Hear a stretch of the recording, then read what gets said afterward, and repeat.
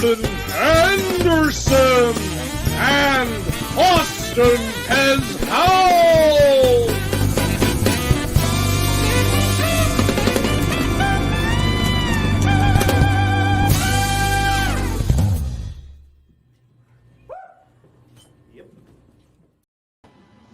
Yo, what's up? Hey, welcome to Live from Movie Hero.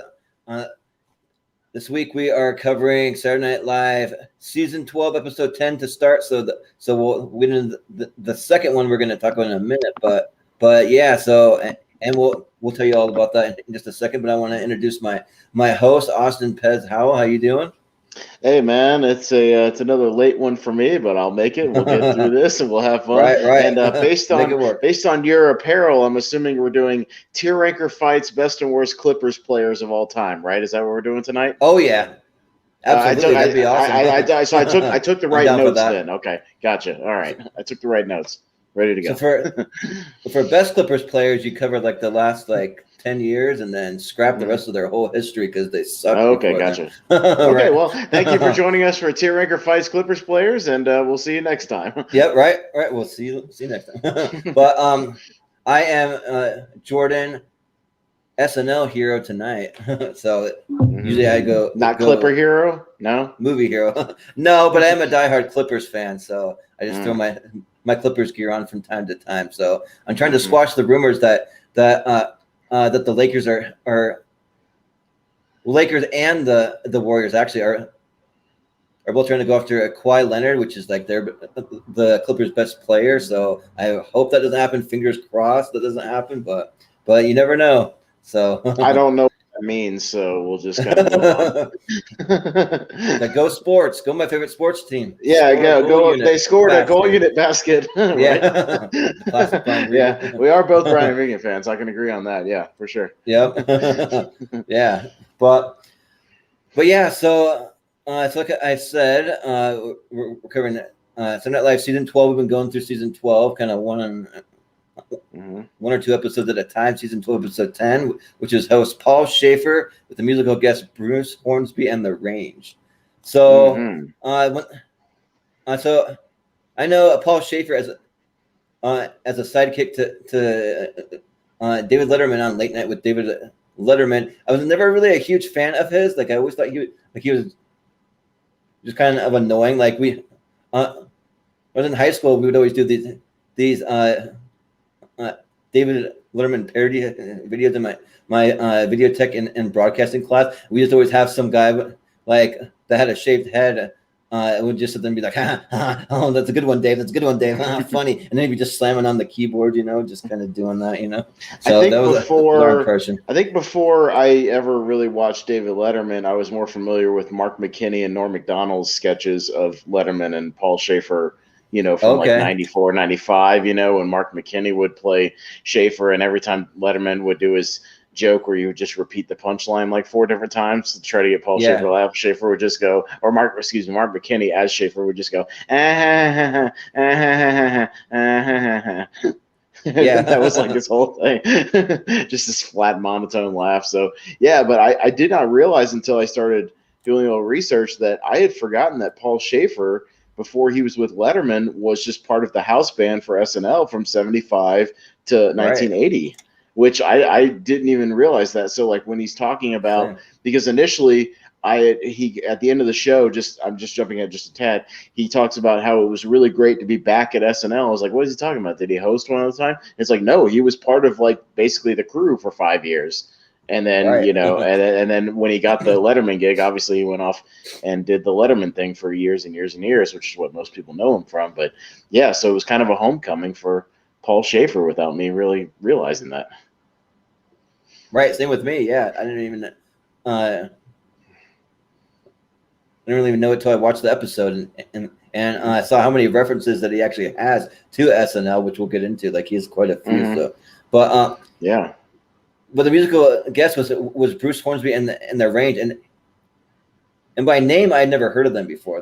I'd never heard of the name of this band, but then once I heard the song that they played, I actually did recognize the music. So. Well, I again, unfortunately, recognize it because it's yet again another episode where the musical guest played a song. I went and looked up the song, and it's another one from my work music that I have to hear every single Oh, day. really? So, and this has been a recurring theme, as you know, for this season. It seems like every guest they've had on here is on work music stations. So I'm Like all the getting easy listening more and more bands or annoyed. whatever. Like again, I don't know who the band is or particularly recognize the title. I play the song. Oh, it's that stupid song that I know all the Right. lyrics to subconsciously because it's been burning my brain hearing it 8,000 times at work.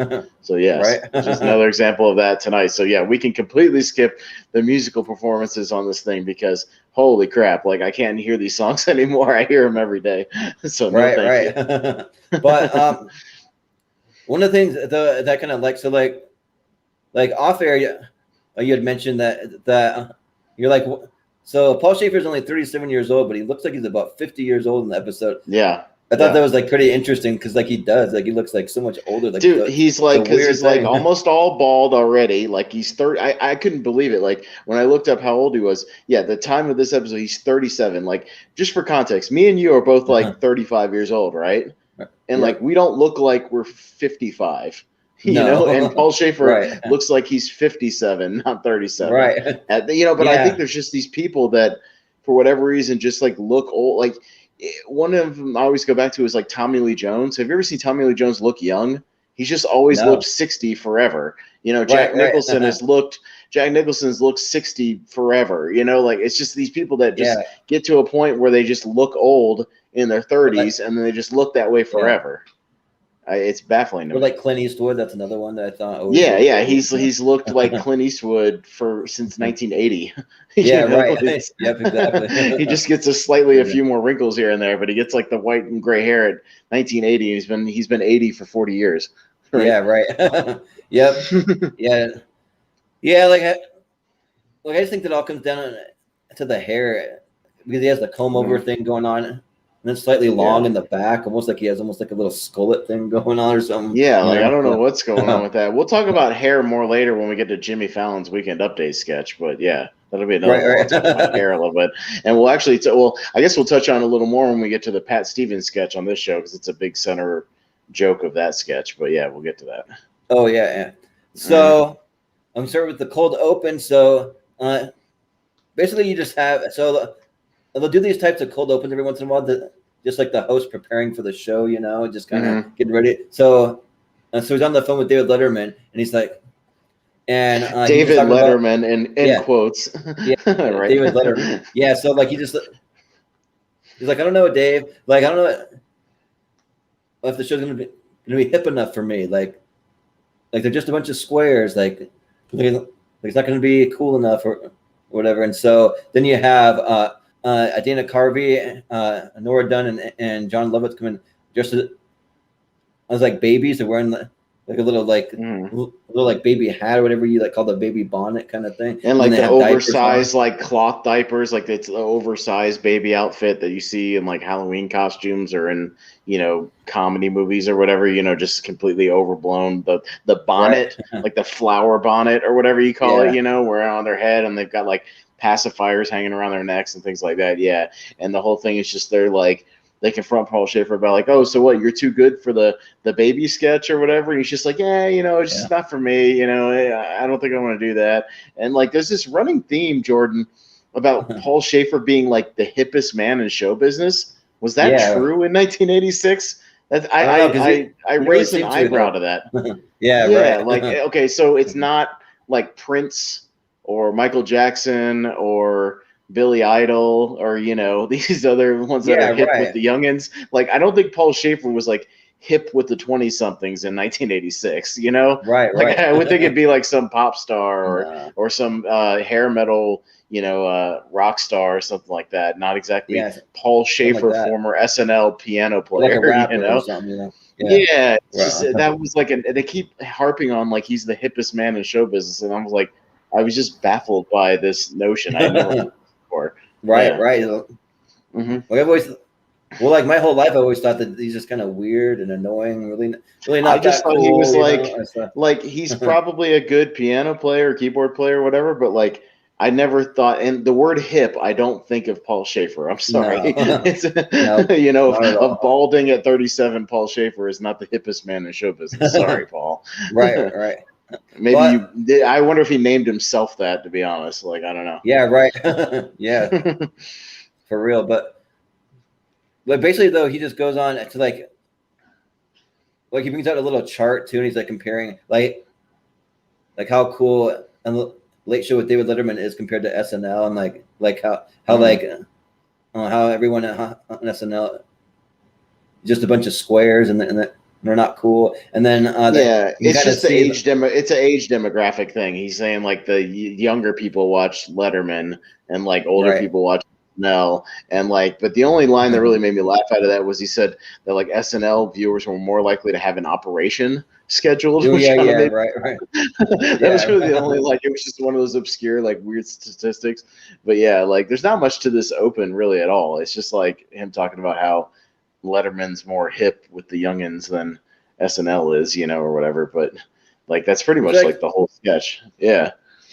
To me, honestly, I never even found really David Letterman to be really all that hip. Really, like he's yeah. I mean, at this time, like he had a somewhat younger, like really that slot of like the 12:30 late night show as opposed to like the Tonight Show. You always got the Tonight Show. It is true that they got the older viewers because people would tune in after the 11 o'clock local news, right? They would keep it on and watch like Johnny Carson, like on the Tonight Show. And then really like the only people that stayed up and watched it were like college people watching Letterman. And then later on we'll watch like Conan or Craig Ferguson, things like that, who is true. They would usually have younger viewers than the Tonight Show. So that part is actually true. I just don't know if it's true for like SNL. Like I thought SNL usually caters to like fairly young viewers for the most part, Right. That's what I thought. Yeah. But, so like basically. Yeah, that's pretty much it. I mean, he just shows off his chart and then he does a live from New York Saturday night. That's pretty much it. Yeah. He has a little like thing that he says that's like kind of hard to hear because of the crowd that's like cheering or laughing or whatever. But he's like, "What's the new hip phrase?" It's like "Never change, babe" or something like that. And then it just like, it says "Live from New York." But you can barely hear it. You kind of have to listen hard to hear him say it. Yeah, but yeah. So then we just jumped to the monologue, and so that's when we kind of found out that he used to play with the band. That's where I found out because he just kind of talks about how he's excited to be back and it just kind of compares the old cast to the new cast kind of thing, and he talks about when he started out 12 years ago playing the piano with the Saturday Night Live band, and then he kind of gets in a little argument with G.E. Smith, just saying they looked like a bunch of waiters or something like that. So like, just no, I didn't get this. I didn't get to see any of this because he does a song afterwards. So they cut it. Anytime anybody does a musical performance, they cut it off the Peacock version, which half of the show is like different musical performances. So anything related to that was completely cut out that I was unable to see because because I know he plays something here. There's like a synthesizer sketch later that's all music they cut out. I know there's a thing where he does like a tribute to SNL song that's cut out. I didn't see like any of it. Like I only saw like half of this episode because most of it's been copyrighted, I guess, and booted off of there. The weird thing is though, like, I mean, the songs just sound like original songs he just came up with. So like, and no, I mean that's the thing is like, copyrighted. Are they censoring like? If it's an original song, and we'll talk about this later when we talk about Astronaut Jones, because like that has a theme song too, but it's like a theme song that was created for that sketch, and it's an original song. It's not like it's they're playing something over it that like belongs to an artist or whatever. Like, can the people who are on this show like give permission? Like for them to play like these sketch songs or whatever? Like I don't understand why they get taken off or copyrighted. Like it's just I don't get it. I've never been able to get like a straight answer. Maybe one day when this channel has 100,000 subscribers and we have tons of people watching, we can get a hold of some SNL producer or writer, from this era, and they can maybe explain, or some Peacock person behind the scenes, and explain why certain things are on here and why certain things aren't. We'll see. Yeah, right, exactly. Because I love to know the answer. Like all the songs that he plays too, like I don't even like any of them. Like they're really kind of Right. I don't know. Like there's a lot of inside stuff about Saturday Night Live and stuff. He like brings up all the former cast and everything. The only one I kinda. wanted to hear was the tribute one because I heard that was kind of cool, like talking about the original cast, like back in the day. Like I would have liked to have heard that just to at least hear it, because Right. apparently he did one later. I think on the show, from what I read after Farley died, he did like a tribute song to Farley on the show, like which I didn't Oh, know, really? but I've never Oh, been I able didn't to know that. see it because it's not available anywhere online. So Right. like Right. stuff like this I'd like to see just for history's sake, Right. And for everyone watching, Saturday Night Live's the only thing where I get the bootleg kind of underground torrent version of it, just because I mean they cut so much out that it's the only way to really. But See again, if it's not available, like if it was available, obviously, like right, if the it was full visible. Now, I mean, I understand again that they I have would to even cut pay out. for it if it was available. Well, that you have to cut out the 2 musical performances because those are songs owned by that band or that artist or whatever. I totally understand that, but like, I don't understand why they can't put like an hour version of the whole rest of the show, up on the Right. website. Like, I just don't understand that. Like, and again, I'm sure you'd be the same way if it was available. You would pay for Yeah. Peacock. You would watch Right. it legally, right? But it's like when things are not available, somewhere, and we're willing to pay for them, but you don't make it available. Like, yeah, sometimes we have to go to Yeah. underground sources to watch this stuff. It's Right. just the way it is. And also too, I do actually pay for Peacock, so like I really wish that all of it was available because I'm paying for it and still having to find this underground version, So Yeah, for sure. But yeah, but like the song that he sings though, like sort of like another kind of tribute song to SNL, a little bit. So like he does one here, then he does a completely different one near the end of that episode. But this one though, like it kind of goes big and over the top, so they bring in all these background like sets and like props, and then they have all these dancing girls come in. And they're like dancing on all these kind of like bar things that they're like twirling around on and things like that. So they kind of bring in all that and it make becomes it like a big production. Yeah, like a big bombastic thing, almost kind of like a musical, almost like in that kind of way. So yeah, he just does It's it. interesting to hear that G.E. Smith actually had like sort of a speaking role in this because you never get to see him like be part of any sketches or do anything like talk to anybody. So to hear him talk, I'm sure was kind of at least unique for this thing, because you never see him do anything else, play the guitar. They actually do.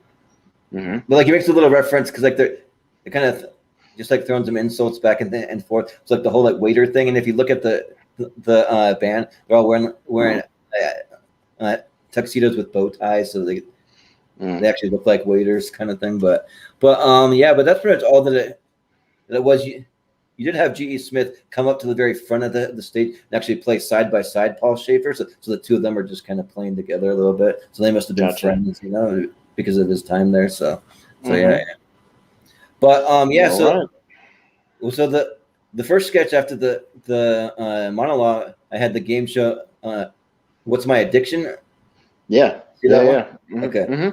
Yeah, I thought this was the best thing on the show, just outright. Like I thought this was pretty freaking funny. Like I ended up just for clarity's sake, I ended up watching both these shows like 4 times, only because we had like some scheduling issues. So it was like one of those things where I watched them both initially like 2 weeks ago, right? Like I watched them like 2 weeks because I always watch it. I at least watch it just to get my impressions, and then like I'll watch them again and take my notes.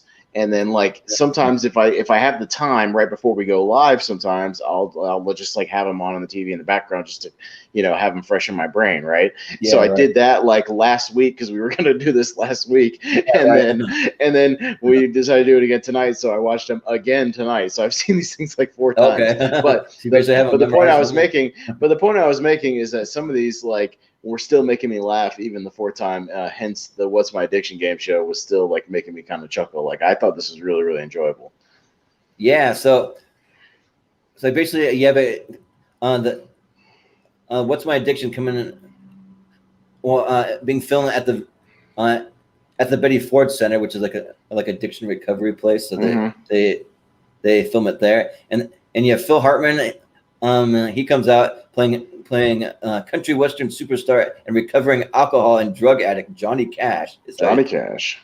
Now he's announced, and then you have Nora Dunn plays Oscar-winning actors who lit up New York, and recovering cross addict alcoholic Miss Liza Minnelli. Mm-hmm. And then you have Lovitz, plays a very talented Grammy-winning singer-songwriter and recovering cocaine addict David Crosby, and he was my favorite on this. Dude, he was so funny. Like everything he did, so good. His look alone, like the makeup they had him in, and like the wig as like kind of chubby, like mustache, pudgy David Crosby with like the half like balding with the long hair and like the mustache. Dude, just looking at him made me laugh. Like because he was doing these like wild expressions and he was kind of like droopy faced the whole time. Like, dude, he was. Like, don't get me wrong. Like, I loved Phil Hartman's Johnny Cash impression too. Like, I thought he was actually really good. But like, Lovitz killed me in the sketch. Like, every time. I thought he was great.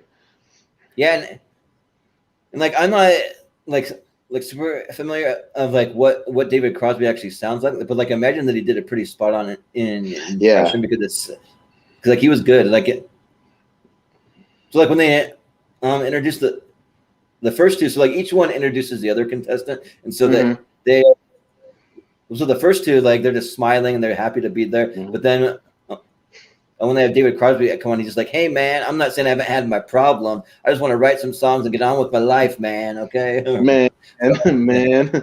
Well, he's just the whole time just like, "Well, man," and he's just doing these like wide eye expressions and and it's like spazzing out like the whole time. Like it was pretty funny. So yeah, the premise of the game show is that they bring out like Victoria Jackson and Betty Ford, played by Jan Hook, is like hosting the game show. Yeah, and basically it's like they have to ask questions to guess what the person, like the contestant, is addicted to. So they bring out Victoria Jackson, who literally, she's still playing like the character she always plays, just like this kind of ditzy blonde, just like, that's exactly what I did, you know, that sort of thing.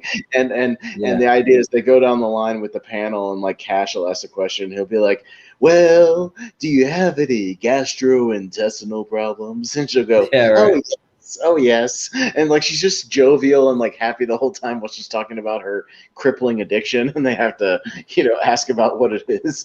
So and every time they guess and they get it wrong, she gets $5, and Jan Hooks will like flip over this like thing that has like 5, 10, 15, 20, these like cards.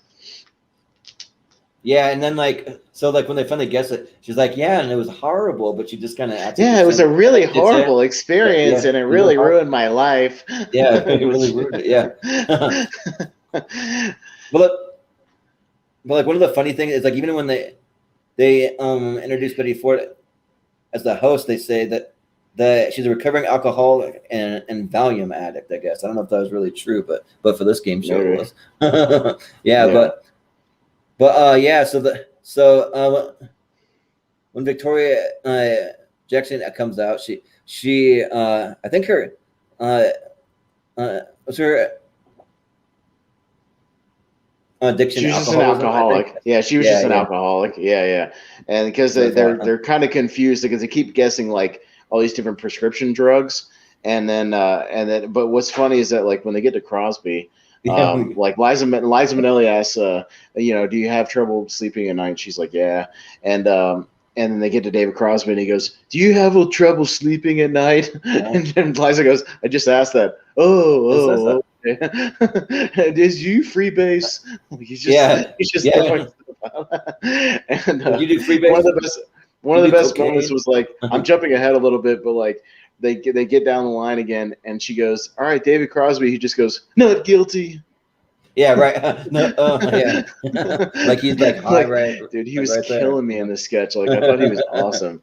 And but get through Victoria Jackson. They bring out Kevin Nealon, and they say he's an investment banker. And then immediately Johnny Cash guesses, because of the investment banker thing, that he's on cocaine, and he's exactly right. Because they're like, because of his thing, he lost his boat and his car and his house and his wife. And they're like, "You're on cocaine, isn't it?" "That's right. Ding, ding, ding."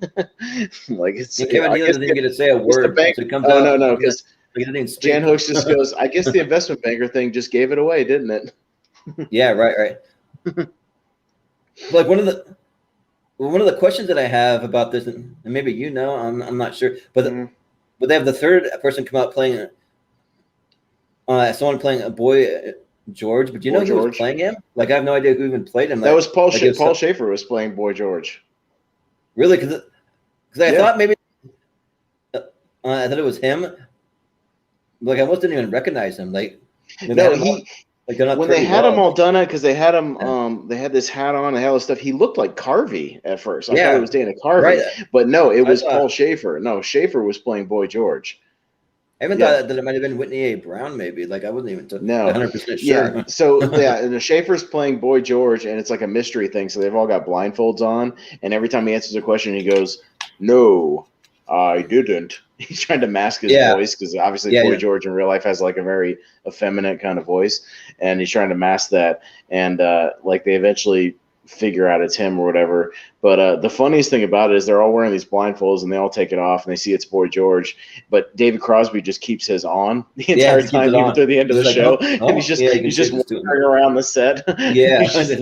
he's still trying to guess who it is, and the show's over. Like, dude, Lovitz again is like, he completely stole the sketch from me. I thought he was so great. Yeah, same.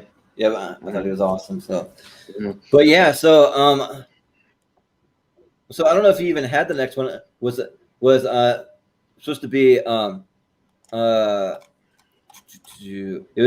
was Paul Shaffer who's supposed to be on a date with this girl, but he keeps playing like little riffs on the keyboard. Did you have that one? No, I didn't see that one. And I know the premise is that he was like kind of almost like narrating the scene with his synthesizer, like mood music, I guess, right? Just like while they're talking.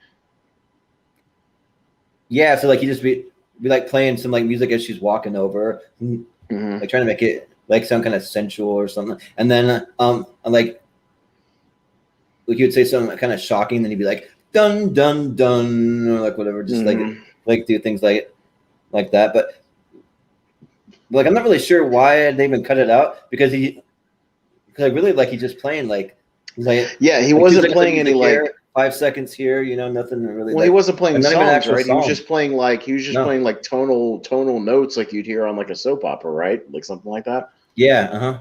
Yeah, exactly. So yeah, it was odd.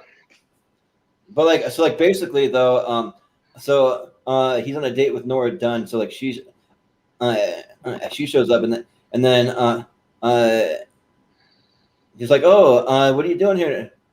He's like, oh, I'm here for our date, and he's like, oh, I thought that our date was tomorrow. Dun dun dun, or like whatever. Like he forgot about it. But like there's not really like a whole lot of lines to really quote from this. Like it's just really like it's all the things that he's playing on the keyboard that makes it funny. But eventually though, so Nora Dunn just gets annoyed. It's like, Paul, cut it out. Like don't do that anymore. Like she's getting like kind of fed up with it. And then Victoria Jackson shows up, and it's like two women. So like he's like, well, I'm here to see Paul.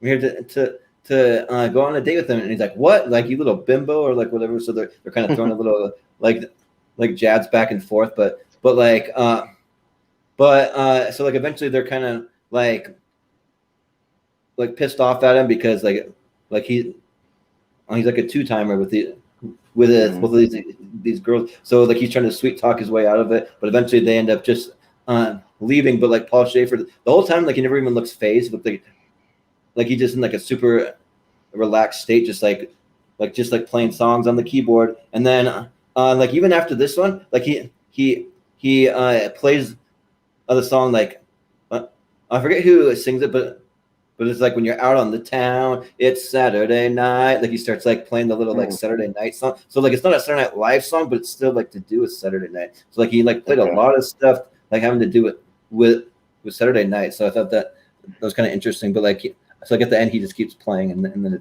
it's over. So I mean, it wasn't really like the strongest sketch. I mean, and like it was just funny for what he was doing on the keyboard. That was basically like the whole thing. So but so the next one that I had was the Granada sketch. Did you see that?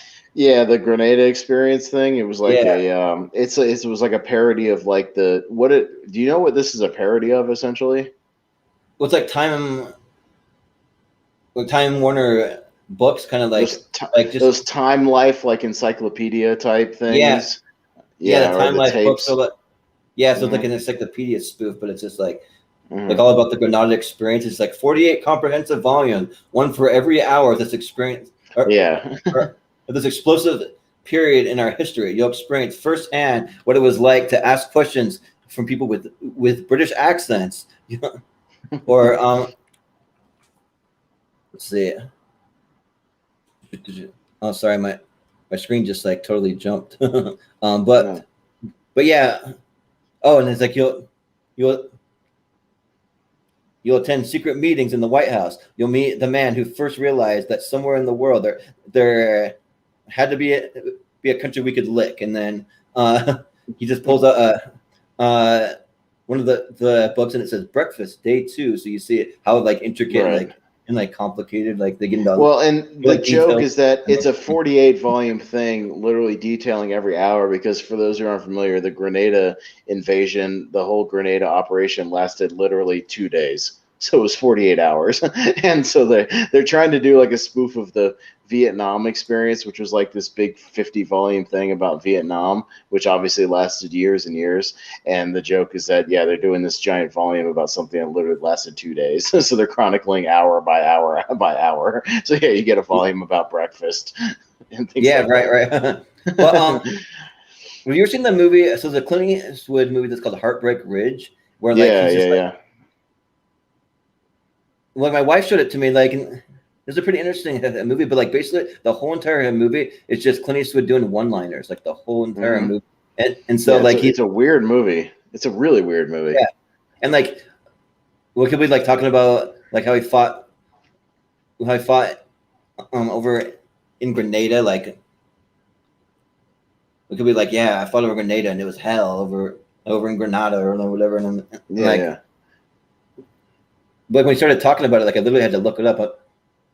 I was like, "What's Grenada?" Like, I'm not even 100% sure. It was just this operation that literally, like, there was no fight. Like, it was just like we just went in and it was done.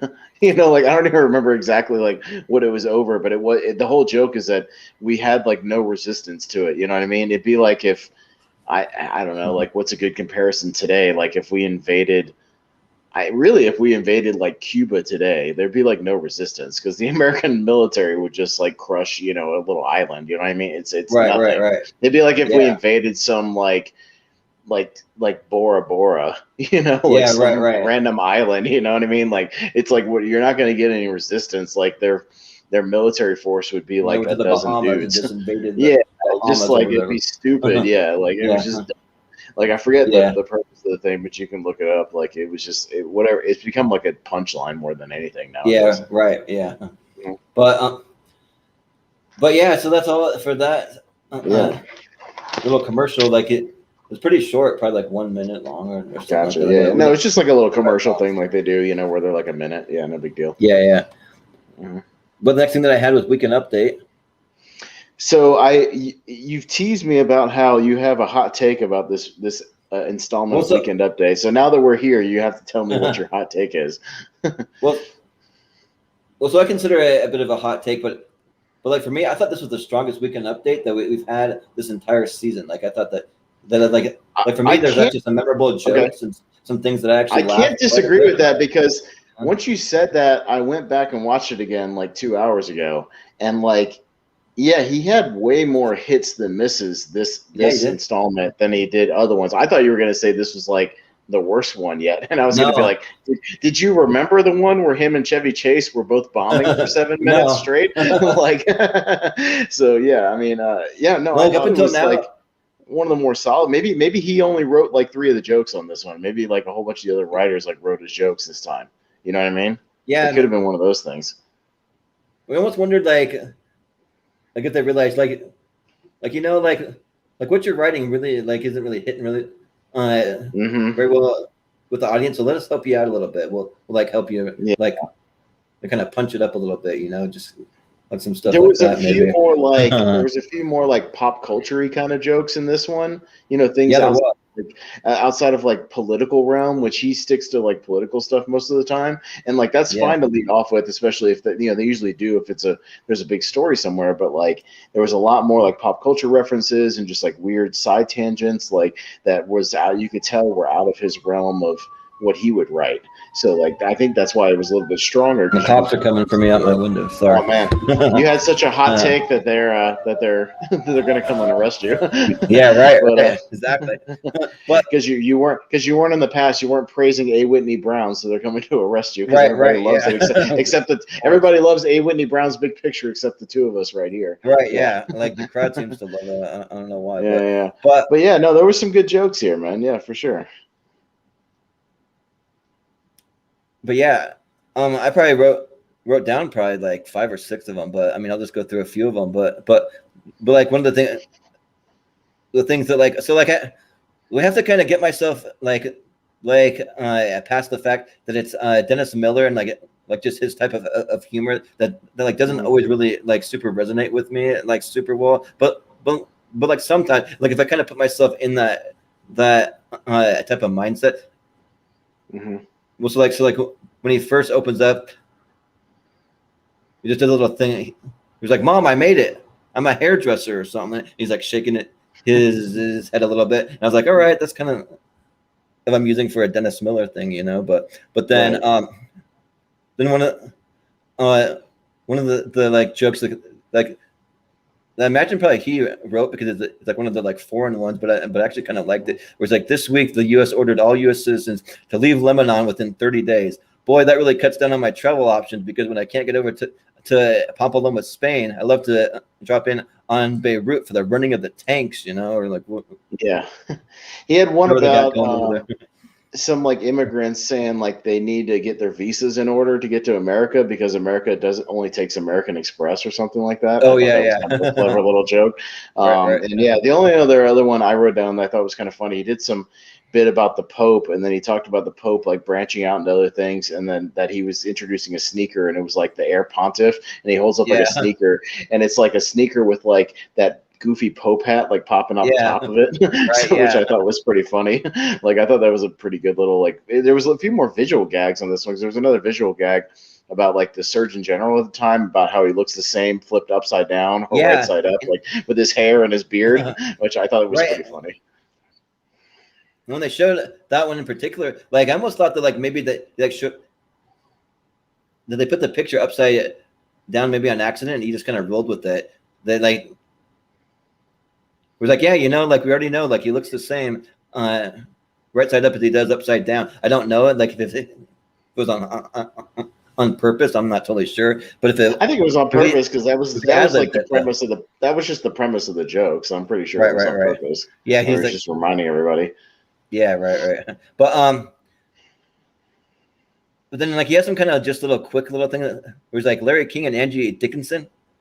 Come on, like for people who like know who Angie Dickinson is. So like she's an actress that was probably more famous like in the 60s or so, and like she was known to be like a real sex symbol, like she was one of the big like Hollywood crushes that a lot of guys had. So like for Larry King to be with her, like saying he's so much older than Angie Dickinson or whatever. So yeah, it's like really, that's more about Angie being like, you can have whoever you want, and you pick Larry King. Like even in 1986, like even in 1986, you can, if you want to remember what Larry King looked like, just remember his little cameo in Ghostbusters around that time. Like he's another guy who's looked like he looked 70 years old when he was 40, you know, like, and he just looked that forever. Yeah, but there's another. One of the jokes that I liked, that was a bit of a longer one, but he stuck with it pretty well. Where he's like, "How many of you recognize this word, syzygy?" It's like, well, in addition to being the surname of many New York City cab drivers, and a bunch of people laugh because it's like there's so many foreign cab drivers. But he's like,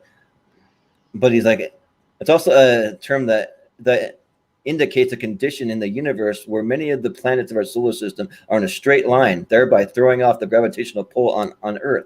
Well, an even newer and more bizarre example of syzygy surfaced this week when it was found that the climate layers of the USA Today weather map directly coincide with the ice cream flavor layers in Tom Carvel's Cookie Puss. So he like shows the the comparison to the ice cream.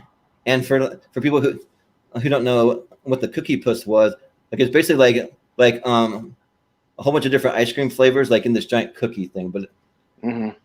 there's like all these But it's layers, like like brown and yellow and blue and all this stuff. And he's saying it And looks like when the USA Today used to do that full page spread where they would do the weather for like the whole country, and the blue would be the cold and the green would be like the rain and all this stuff. And it was just splotched all over the place. Like that's what more of a visual gag than anything. But yeah, it was kind of clever.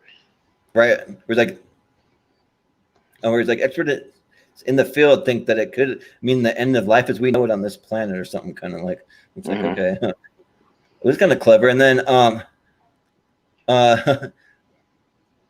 there's a little thing where they showed like a workout video. So they said that the workout video, the ex-Philippine President Ferdinand Marcos lifting weights and like doing some kind of crazy workout. So like it's just like showing like him just kind of like lifting some weights, and he has like a really like odd looking body, and he's like doing some weird kind of kicks. He's like, I think we all imagine that he had breasts like that, but you never actually want to see it, do you? Because he just looks like super odd. I didn't get that joke on mine, but then now that I remember, there was like a weird cut where like he does a joke and then it just cuts to him introducing Kevin Nealon. So maybe they edited that out for some reason. Yeah, they might have. Yeah, weird. Yeah, maybe so the Philippine guy like threatened to sue them over it or something like that. And they just like edited it out of the episode. Yeah. Who knows? Those guys get weird about like when people make. Yeah. Well, there's like that law in like Thailand, like that king over there. Like if you even make a joke about him, you get like 10 years in prison. Like some of those dudes are weird about people like making jokes about them. Like they get all sensitive over everything. So like who knows? Maybe it was something they got mad. Well, it's the same way with like North Korea and the in the movie The Interview, like they like threatened to like bomb a bunch of movie theaters that, like if they show it or like whatever. Yeah, it's weird. Yeah, people can't take a joke. Right, like I went to go see it just for that fact. I'm like, if he's gonna try and threaten that, then we need to just stick it to him, and everyone should go out and see this movie. So I saw it for the very short amount of time that it was actually shown in theaters. It wasn't very long. I think they gave it a limited run because they were concerned about it. But yeah. But so then you have Kevin Nealon coming out doing his like little bit like what I'm really trying to say is this and blah blah blah. I didn't really write anything down because it's just basically him saying it's him doing kind of the same thing he did. We saw him. It was like in the second or third episode he did this character kind of thing. Yeah, where he keeps switching like what his point of his monologue is to where he starts out and he's just like where he's talking about. They're talking about life after football because football season's over because they already had the Super Bowl. And it's like, and he's like, life goes on. Yeah, that's what I'm really trying to say. Life goes on. And he starts talking about like ways to make sports more interesting. So he talks about baseball, how he thinks to get a guy out, you should just have to beat him in the head with the baseball so that literally they're out when they're out so they get knocked out.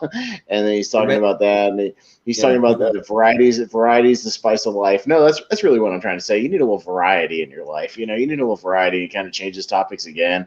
And I didn't write down like a whole lot of it because it's the other thing though. So pretty quick. Yeah, he's like, forget what I was saying. That was all garbage. But like his funniest thing was, there's a fun little fact I found out about basketball is, they used to play it on carpets. Did you know that? Until somebody finally realized there was hardwood floor under that carpets and they peeled it all off. Yeah, right. I thought that was pretty funny. So it was just him like just rattling off, like doing his character. Like, don't get me wrong, it was good. I didn't write a whole lot down about it, but like it's way I'd rather hear Kevin Nealon any day over A. Whitney Brown's Big Picture, that's for sure. Yeah, same here. But yeah, there's one other little joke that I wrote down where Dennis Miller, I was like, Boy George was back in court this week, but this time it was as a character witness at the speeding trial of his estranged brother, Pee Wee Herman, and they cut to like a shot of him, and they look pretty similar. And he's like, they asked him if he was a heroin addict, and the troubled singer said, "I know you are, but what am I?" Yeah, right. Like that was kind of a little more clever. So overall, like for Weekend Update, like I probably thought that for me that it was the best one of this whole season. Like I thought the development with that when you said it was like a hot take, I was like, "What's this hot take going to be?" But no, I kind of agree. Like the hot take that I actually liked one for once in my life. I hated all the other ones. maybe they're finally realizing that like they need to sprinkle in some other writers' material in addition to his. Like just sprinkle in a few extra little non sequiturs like that don't have to do with heavy politics or like references. Gorbachev and all that stuff. Yeah, references to Russian politicians that nobody's gonna understand. Let's get some, because they brought in like references to like the Pee Wee or Nigerian references Prime to Minister. Boy George or the Yeah. Pope. Like let's branch out a little bit and get away from Baryshnikov or whatever. Yeah, right. Yeah, serious. Right, but yeah. So the next one that I had was the Pat Stevens show. Did you? Yeah. Yeah, I saw it. This character, man, like I just don't like this character. Me neither. Like I don't like it either. At least this one, it was fairly short. It was only like 3.5 minutes, and it was a little different because the Pat Stevens character has on 2 guests this time, and the whole thing is she brings on Paul Shaffer, and instead of talking about music, she just wants to talk about how he's bald. So they at least like address it. The whole thing is her just wanting to talk about how he's bald. And he's like, well, I really came here to, like talk about my album, my career. And she's like, well, how do you hide that thing? What do you do with that? When did you first start going bald? When you were a kid? Things like that. So she's just making fun of him for that. And then they bring out Phil Hartman doing Charlton Heston, which is the first time I had seen it on. I was familiar. I knew that he did Charlton Heston. I knew you saw it in the sketch. I didn't see where they were doing like that sideshow, like circus thing where he played Charlton Heston. Yeah. So you had seen this before, but like his Charlton Heston is pretty good. Like it's a pretty spot on like Charlton Heston, like the voice and everything. Pretty good. But the whole thing is that she just like sits him down and instead of talking about movies and stuff, she just goes, now how bald are you under that hairpiece of yours there, Charlton? Yeah, right. And it's just like I don't wear a hairpiece. Like he's getting really annoyed by it too. Yeah. I don't wear a hairpiece. Ma'am, I don't wear a hairpiece. This is all natural. It's like, come on, come on. Just strip it off of there. Let's see what you got under there. You're as bald as an eagle, aren't you? Yeah, right. You're bald as an eagle. But like, but at the very end, though, he actually admits to like, all right, it's a hairpiece. You've got me. Right. Yeah. Just and Paul Shaffer like tries to go up to him and be like, it's okay. You don't have to be ashamed. And I wrote it down. He goes, get away from me, you obsequious organ grinder. Right. It was just such an odd line. I like that. But it was the whole but they kept at least. I feel like the last Pat Stevens one we saw was like 6 minutes long. Like it just dragged. Like it took forever. And at least this one, like they got to the guests really quick, and like it was just her just doing bald jokes about both of them, and then they cut out. Like they cut and run pretty quickly. So like, and at least we had Phil Hartman like doing a Charlton Heston, so it was something to keep me like entertained for most of it, But it was pretty fun. It was that part at least was entertaining. I've always wondered if like Saturday Night Live has anybody that like reviews the sketches and like gives them some like feedback on it to say like this one didn't really hit very well. Maybe don't do that one. Maybe like if you added this here or you did this there, like it would make it a little better. Or like if like Lorne Michaels is just like the end all be all. I'm gonna do it the way I want. It doesn't matter, kind of thing. Sometimes it's if he likes something, they'll just do it a lot. Like we talked about the Stefan thing where he would just go by sometimes and be like, "It'd be great if I could get a Stefan this week." Like he just like certain things, or like I feel like this season has just been this season has been like very heavy on like the recurring segments for the most part. Like we get like something original, we get some original stuff each episode, but there's a lot of recurring stuff. So like and we'll kind of talk about that in the Brittany Spears episode too. But like, I think when they start something catches fire, they stick with it pretty hard. Like I guess the audience likes. We talk about that Pat Stevens more than we do, but it's at least this one had some entertaining side characters, so I was okay with it. Yeah, right. Well, that was pretty much it for that sketch. The next one that I had was the Wo Sang Ting Chinese New Year. Did you have that one on there? No. Yeah, for some reason, I kind of feel like maybe this might be some kind of a racial thing, maybe because they're like doing all these like heavy impressions and stuff. We talked about this because he didn't we have another one where Dana Carvey did this like Chinese character sketch? And I think they've scrubbed like all these from history. Like they just want this to go away because it's doing like a super stereotypical like Chinese character, and they pretty much like scrubbed most of this from the internet. They couldn't even find it on the internet. Yeah. But it doesn't end up being another stupid Sweeney Sisters thing too? Like it's like a crossover. Yes, at the end, the Sweeney Sisters come back. Like I don't get it. What's their fascination with the Sweeney Sisters, dude? Like, why is this on like every other episode? Like they're not funny. They sing a bunch of just like I don't know, like songs like Should We Come Around the Mountain, or just some of those songs that like everybody knows, kind of stuff. And I'm just kind of like I don't get it. Like at least Church Lady, like they're not even entertaining. They're doing it like every other thing, but at least the writing is good and like it's a funny character, and like I enjoy Church Lady like for the most part. You know what I mean? Like they're overdoing it, but at least I can take church lady. Like, I don't understand this fascination with the Sweeney Sisters thing that apparently like it bombs every time, but they keep like trudging it out there just to get people to sing. Like, I don't know what the deal is with this. Yeah.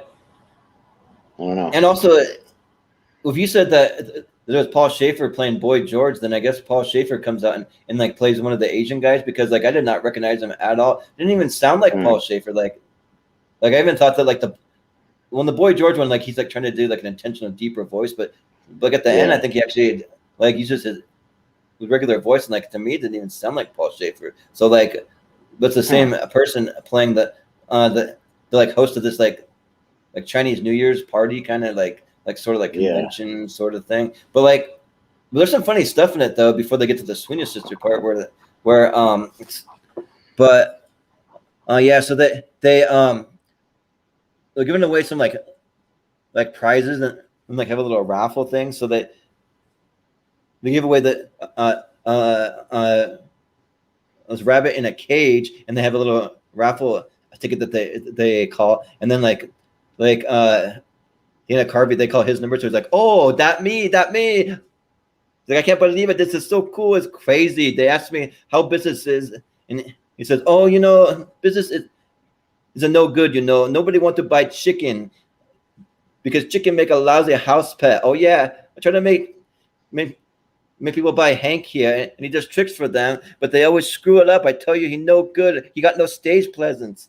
So like he just like doing the whole.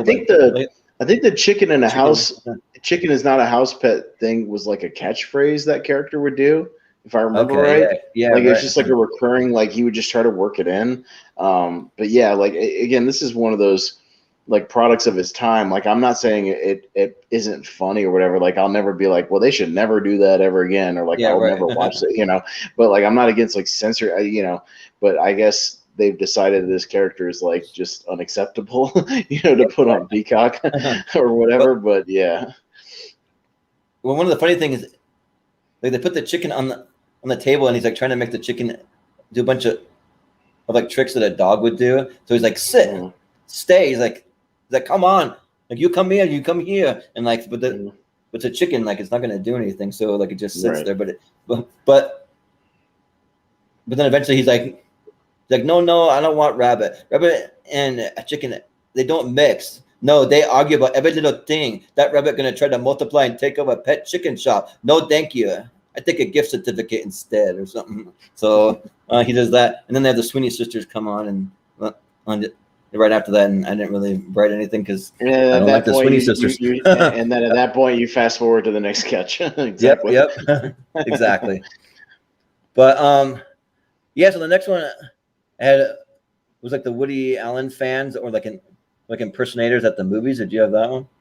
No, and again, why would this not be acceptable for a Peacock episode that's only 25 minutes on my edited version? Like you couldn't include like a 4 minute thing of them impersonating Woody Allen. Like I don't understand this. It's pretty funny because they did some really good impersonation, like really good. Like they have John Lovitz and then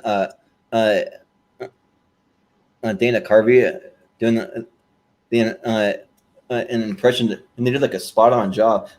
Well, I'm familiar with Carvey's Woody Allen impression because I remember one he did in like '92 where he was playing Woody and Rob Schneider was playing Soon Yi, his Asian, stepdaughter girlfriend or whatever that was a big story back in the day. So like I'm familiar with Carvey's Woody Allen impression is pretty good, but I've never seen Lovitz do it though. Yeah, so the only reason why I can think of it is that like maybe it's a recent thing because of all the stuff that's been coming out about Woody Allen, But like I'm not but I'm pretty sure I watched an episode that I liked from the '90s with Jason Alexander where they do this like Woody Allen fan club sketch, and that was on the Peacock version. So like, why would that be on there? But like this other one be on there? Again, like I have no idea. Decision making, it's just strange, And it's not like it was too long. Again, this episode on Peacock is 25 minutes. Like, and then if you did all, 3/4 of the thing, most of them are like 45 minutes. Like, there's nothing wrong with like a 45-minute thing. Like, I don't understand why you could do this one if it doesn't have any copyrighted material in it. Right. So like basically, like it's just John Lovitz.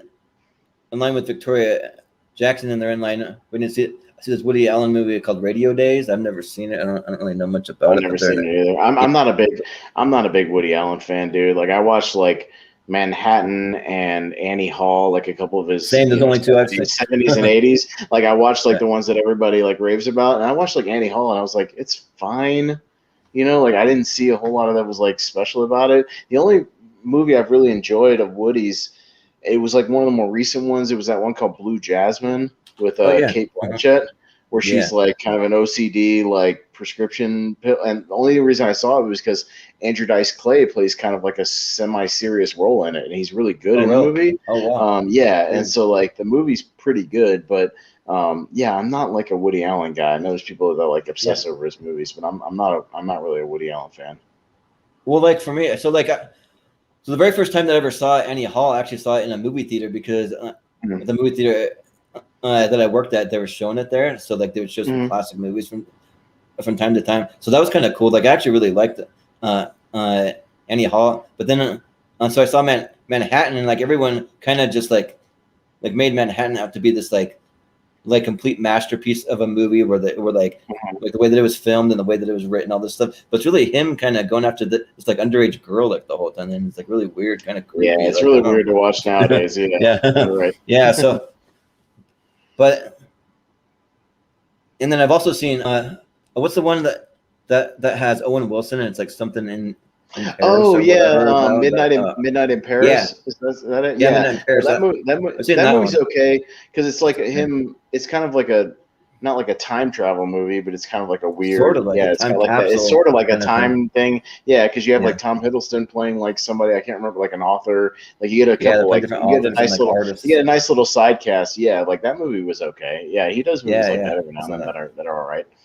Yeah, but basically the sketch though, so John Lovitz is a really good Woody Allen in impersonation. So like there are all these Woody Allen fans, so like all these people are like dressed up as Woody Allen for the movie premiere. So you see John Lovitz, and he's kind of sitting there with like sort of like a weird kind of like, I don't know, like almost like a worried like sort of look on his face. Mm-hmm. So Victoria Jackson, but he's like what's wrong? And he's like, well, Woody's not in this picture, and he just narrates it, and I don't know, the thought of hearing his voice and not seeing his face might be very jolting, you know, like he's like doing like the whole impersonation. And then she's like David, it's just a movie. He's like, just a movie? Crocodile Dundee is just a movie. This is Woody. This could have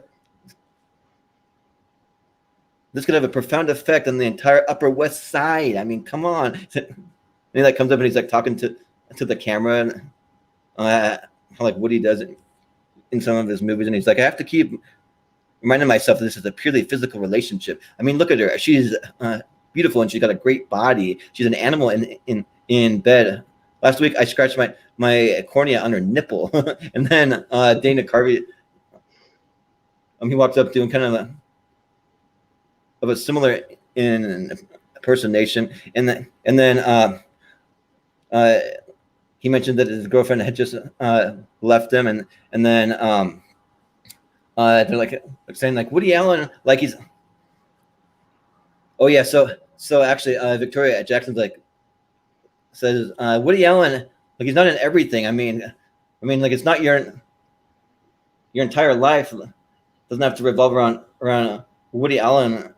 I mean, that's just you being pathetic. I mean, come on. But but eventually, like the whole entire thing is like, so Victoria Jackson just thinks like he's gone way too over the top. They're obsessed, and so I found out the movie's sold out. So Dana Carvey can't get in, but John Lovitz and Victoria Jackson have a ticket. So like he keeps on saying like we're not a very big Woody fan anyway. Why don't you just give him your ticket? And she's like, no, like we're on a date here. I'm not doing that. He's like, just give it to him. Come on. Like it's not really going to mean anything to you anyways. Come on. And so like eventually like he like pretty much forces her to do it. And so she storms off and she's mad about it or whatever. Mm-hmm.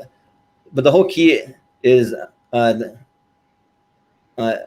impression. Like I think like even John Lovitz does almost a better Woody Allen in impersonation than Dana Carvey. Like, he's really good. So like, if you ever find some way to find it somewhere, I definitely recommend checking it out. But, Yeah, I know. I think I read that he did it the previous season too, like in some random sketch. So maybe it's online somewhere. Yeah. But yeah, I've only ever really from this cast seen Dana Carvey do it. But like all like the mannerism, the things that he says are like exactly things Woody Allen would say, though, kind of. Yeah, for sure. So yeah.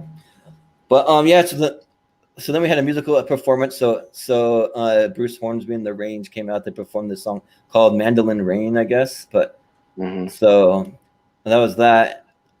Oh, and also too, we totally glossed over the first performance right after Weekend Update that they played Changes, and I just want to mention it because Changes, that's the one that's or no, that's just the way it is. But Changes is a Tupac song, so like I think that's where like Tupac gets his little hook from, like like that song, like that's just the way it is. Things will never be the same. The Way It Is song is the one they play on my work thing that I have to hear. Yeah. So once I started, I pulled it up on YouTube and I was like, oh God, there's another one. I should check off how many of these episodes have like a song from my job. Like it's up to like 6 or 7 right now. Well, you just gotta tell them to switch it up for some Tupac or something. Dude, they can't switch it. It's like one of these goofy things where I hear the same playlist when I go into like other stores. Like it must be this one thing where they all have the same music and they have to put it on like this easy listening station. It's like the mandated one. And it's all the same like 8-hour playlist no matter. I've been into other grocery stores, I've been into other department stores, and they're all playing the same music. I don't know what this thing is. They're trying to drive everybody crazy. Like there's gonna be more shootings because of this. Change the music every now and then. People are gonna snap.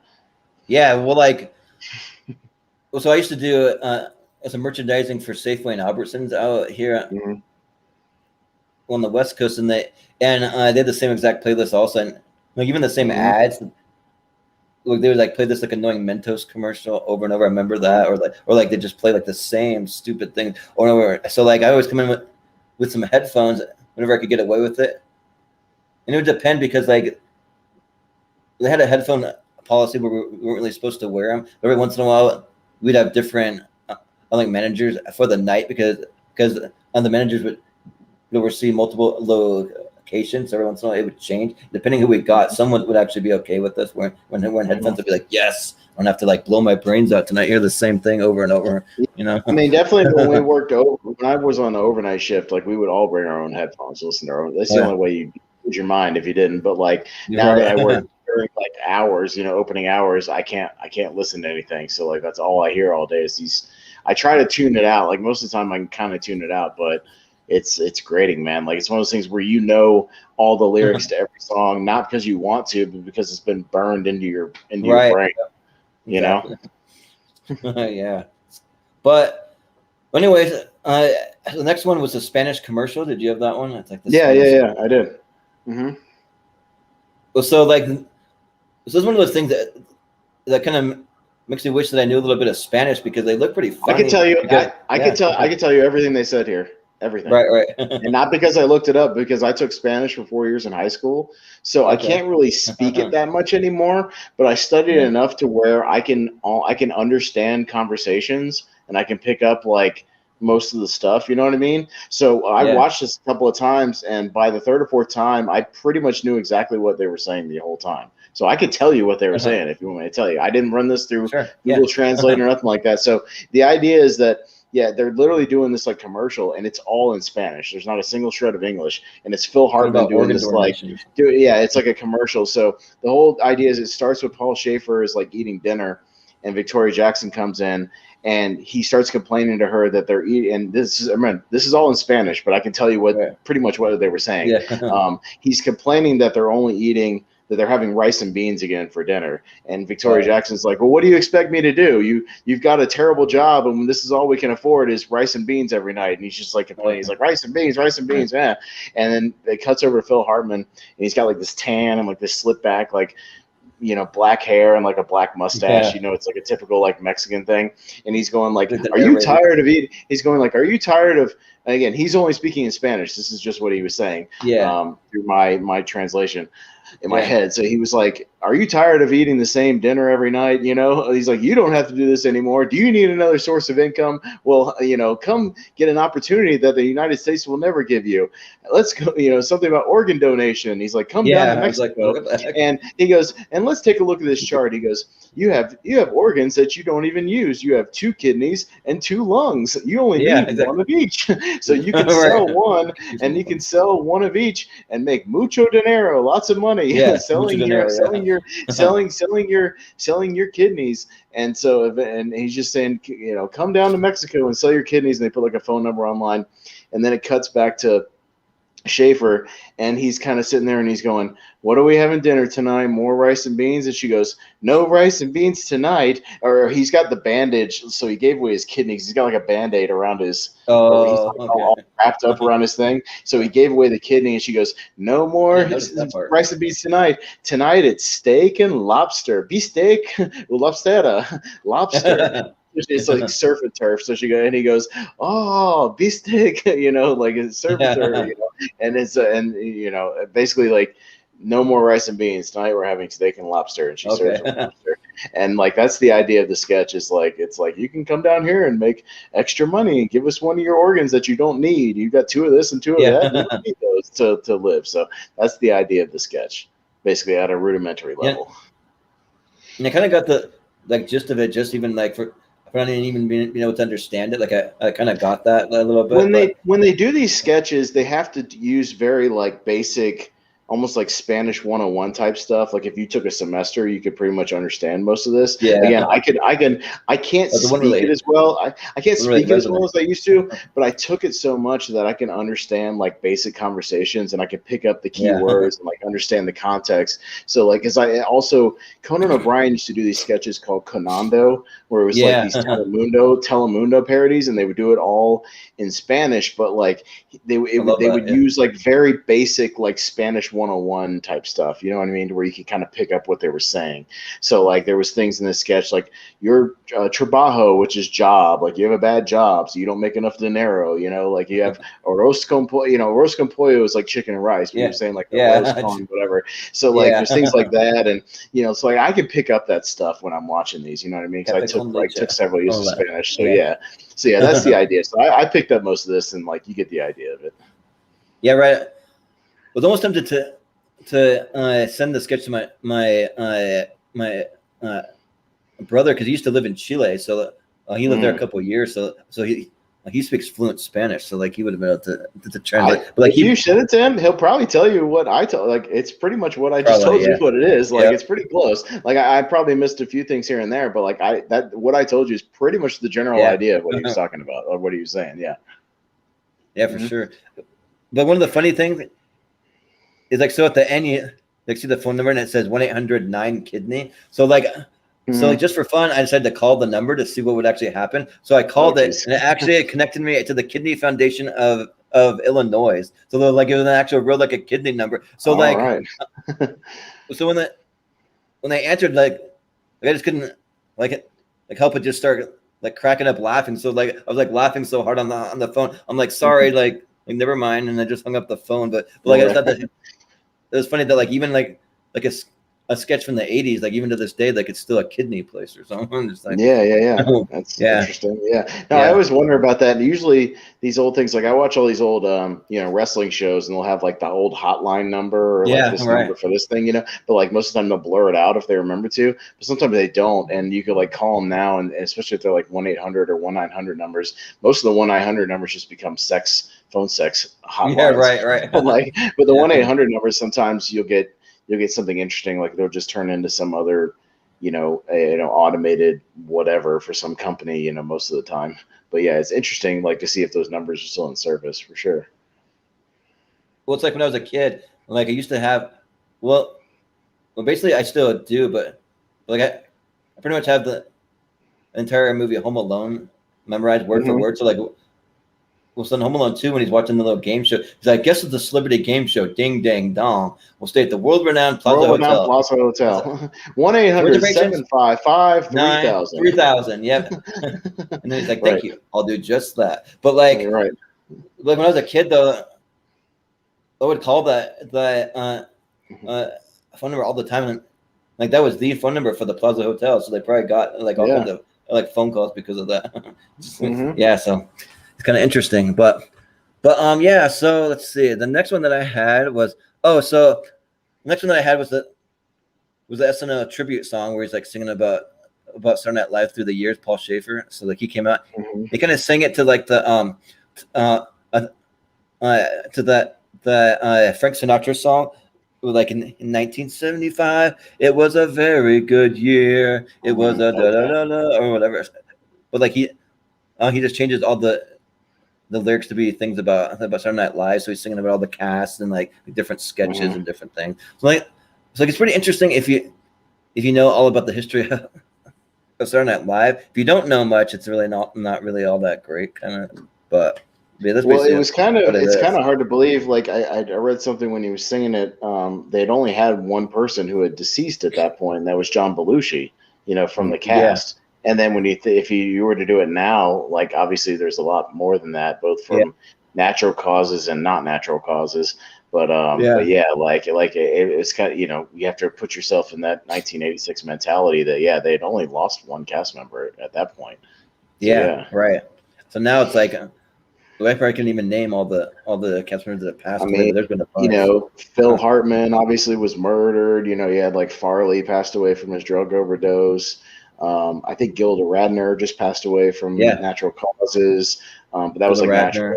I want to say, did Garrett Morris pass away? I think maybe. I think so. Yeah. I could have that wrong, but yeah, like there's been a few over the. I think Jan Hooks passed away like 2 years ago. Yeah, something like that. But that was more of like a natural thing too. So yeah, I mean, you could go through the whole list, but obviously some natural, some not natural. But yeah, it's always unfortunate when you see like a sketch, especially in the early '90s with like Farley and Hartman. And you're like, oh man, like we don't have both those guys. It kind of stinks, right? Like when you watch that. Oh yeah, the one you might have been thinking of was maybe Charles Rocket. I think he passed away. There's a couple of people like that. Yeah, here and there. Yeah. Yeah, but yeah. So you had that song, and then the next one that I had was the Handy Off commercial. There's like one of the famous ones from the Saturday Night Live parodies. I don't know if you've ever seen the Handy Off before. I don't think I've seen the Handy Off one, even though I've seen all the commercial parody stuff. But I don't think I've seen this one. Yeah, it's on the commercial parody DVD. Like I've seen this one. One so many times that I almost have it memorized. Like I've seen it. Maybe I have, and I'm just having a brain fart and I'm not remembering it. But yeah. Well, it's the one where Victoria Jackson, she has extra fingers, and it's like a way to remove extra fingers. Oh, that's right. Okay. And she this called Handy Off. You drip it on there, and it burns it off, like it rots out, and her fingers fall. Yeah. Okay. I know that one. Yeah, I've seen that one. Okay. Yeah. So like, I've seen that. So like basically they're like these people in an office setting, and they're like, nice girl. Yeah, too bad about her hands. And then you have the narrator come on, and he's like, you've tried sanding them off. And then they cut to her with like a power sander or something. It's like, you've tried slamming them off. And it shows her like slamming them in like an oven door or something. And she's like, and mitts only hide the problem. There's no way around it. You've got extra fingers. It's time for Handy Off. Only Handy Off contains lepersin. He's like, that tingle will tell you that it's working. And then that cut to Victoria Jackson, and her fingers are like sizzling and like kind of smoking a little bit. He's like, or whatever. And he's like, they get all charred, and then they just eventually just like fall right off of her hand, so she has like a normal hand now. Yeah. Yeah, she's like, in just 3 days, unsightly fingers disappear for good. I remember the punchline. I remember the punchline being like, the punchline of the button of the thing is them going like, "We'll meet up for dinner at 6," and she goes, "We'll make it 5." And she just holds up her 5 fingers. Yeah. Okay. Now that you're describing the sketch, I totally remember it now. Yeah. I just didn't remember what it was. Okay. It's like now there's new toe-rific for toes or whatever. Right. Yeah. So, like a toe off. Yeah. Mm-hmm. Yeah. But okay. Gotcha. But yeah, so like actually though, now that I think about it, so the guy that actually played, so like I gotta look it up. So so that might have been uh, Paul Shaffer playing Boy George, but in the Asian sketch though, like I think that it was a totally a different guy, because I even wrote a little note down there that the end of the episode when you watch the casket goodbye, the guy that played him is actually standing there, but it's not Paul Shaffer. Like it's somebody totally different. I have no clue who he is, but he looks kind of familiar though, like someone that I've probably seen before. Like he might be like a writer, maybe that like appears in some. Maybe it's like one of the writers that pops up every now and then or something. Yeah. So that's the end of that episode though. So. Mm-hmm. So then we move into Saturday Night Live season 27, episode 12, which the host and the musical guest is Brittany Spears. And we did this one because of how much Brittany Spears has been in the news recently. Like there's been some weird kind of things about her in the news. So yeah, like the documentary came out about her, and yeah, there's been weird stuff about her. People saying she's not writing her own social media, and like she's kind of just been back in the news lately. So I was like, well, let's go back to 2002 when she was like on top of the world, like probably one of the biggest pop stars in the world, you know, around 2002 when she was everywhere, you know, every award show, every, you know, all the music videos, everything. When she was basically almost like the queen of pop. She was kind of the new Madonna at the time, really. I mean, she was big like in 2002. Right. Like she was everywhere. And the funny thing is that, well, not really funny, but kind of interesting is that in this episode she seems so much more competent than like things that I've seen now. Because I've seen some of the videos of her, and like it's really weird and kind of disturbing, just the way that she's had a lot of. Well, she's been battling like. Has she been on drugs or some kind of? Well, it's like drugs and then like mental. She's been battling a lot of mental stuff for the last 10 years or so, because she had that mental breakdown when she like shaved her head back in like 08, you know, so that was like, you know, 12, 13 years ago. And, you know, we understand, well, and a lot of people were making fun of her back then, but when we understand now a lot more about like bipolar and like mental issues than we did 10 years ago, you know, like I don't think people would have been, I think, more concerned if it happened nowadays, you know, rather than like 12 years ago when everybody was just like making fun of her, because it's like, no, she had like a really serious like mental, you know, thing, and like just went crazy, you know, like it's like she needed help, you know, she needed like professional help, you know, and we'd be a little more, I think, sympathetic to it now than they were like, you know, years ago. So yeah, it's kind of interesting. But yeah, but up until then she was kind of, you know, like I said, everywhere, kind of on top of the world. So I mean, she was one of the big, you know, the big 4 or 5 pop stars at the time. So so on the very first the cold open sketch, so they do the sketch where you have Amy Poehler as an Olympic downhill skier, because this came out right around the time of the 2002 Olympics in Salt Lake City, and so so you have her as the downhill skier, and then you have Will Ferrell and Dan Aykroyd actually shows up as like 2 Mormon missionaries, kind of going side by side as she's going down the mountain, trying to convert her to the. And I should stop you here. So you're a Mormon, right? So like, how accurate is this with the Salt Lake City stuff, or what was your take on this? It's actually pretty accurate, surprisingly. So as someone who's actually served as a missionary, so I served 2 years as a missionary in Lubbock, Texas, and then they had a whole area. So my area that I covered was about the size of the state of Utah. So like it was a huge area. So I was everywhere from from Lubbock, Texas, and then I was in Roswell, New Mexico. I was in Carlsbad, and then I was in a little town kind of in the center of Texas called Brady, Texas, and then I was in like Midland and Odessa. So I got to go to the spot where they filmed Friday Night Lights. I went there and I saw all of that, so that was cool. But so like this is a very relatable sketch for me personally, and also too, like you got to be willing to just laugh at yourself and like not really take things too serious. Well, it's like when they did like when they did the episode of South Park, you know, like the Mormon, like the song. Yep, exactly. That was a hilarious one. Dum. Yeah, that's what the Book of Mormon. Dum. You know, exactly. Like, you have to be able to like laugh at yourself, because I'm not really anymore, but like I grew up Baptist, and like, yeah, there's jokes about like Southern Baptists and how kind of ignorant they are sometimes, and Right. silly they can get. Like, you have to be able to laugh at yourself. But I had a couple of real quick. There's a couple of behind the scenes notes about this opening, about this skiing opening. This was originally supposed to be Brittany Spears doing the skiing and in the opening of the show, and she had some kind of like freak out like 10 minutes before the show and was just like, I can't do the open. I can't do it. Really? Like, just something she kind of just had this like weird freak out before they went live. So 10 minutes before they go live, they basically just go up to Amy Poehler and they're like, you have to be in the sketch, go get dressed. And like, she had not prepared for this, she didn't do the dress rehearsal obviously for like this sketch.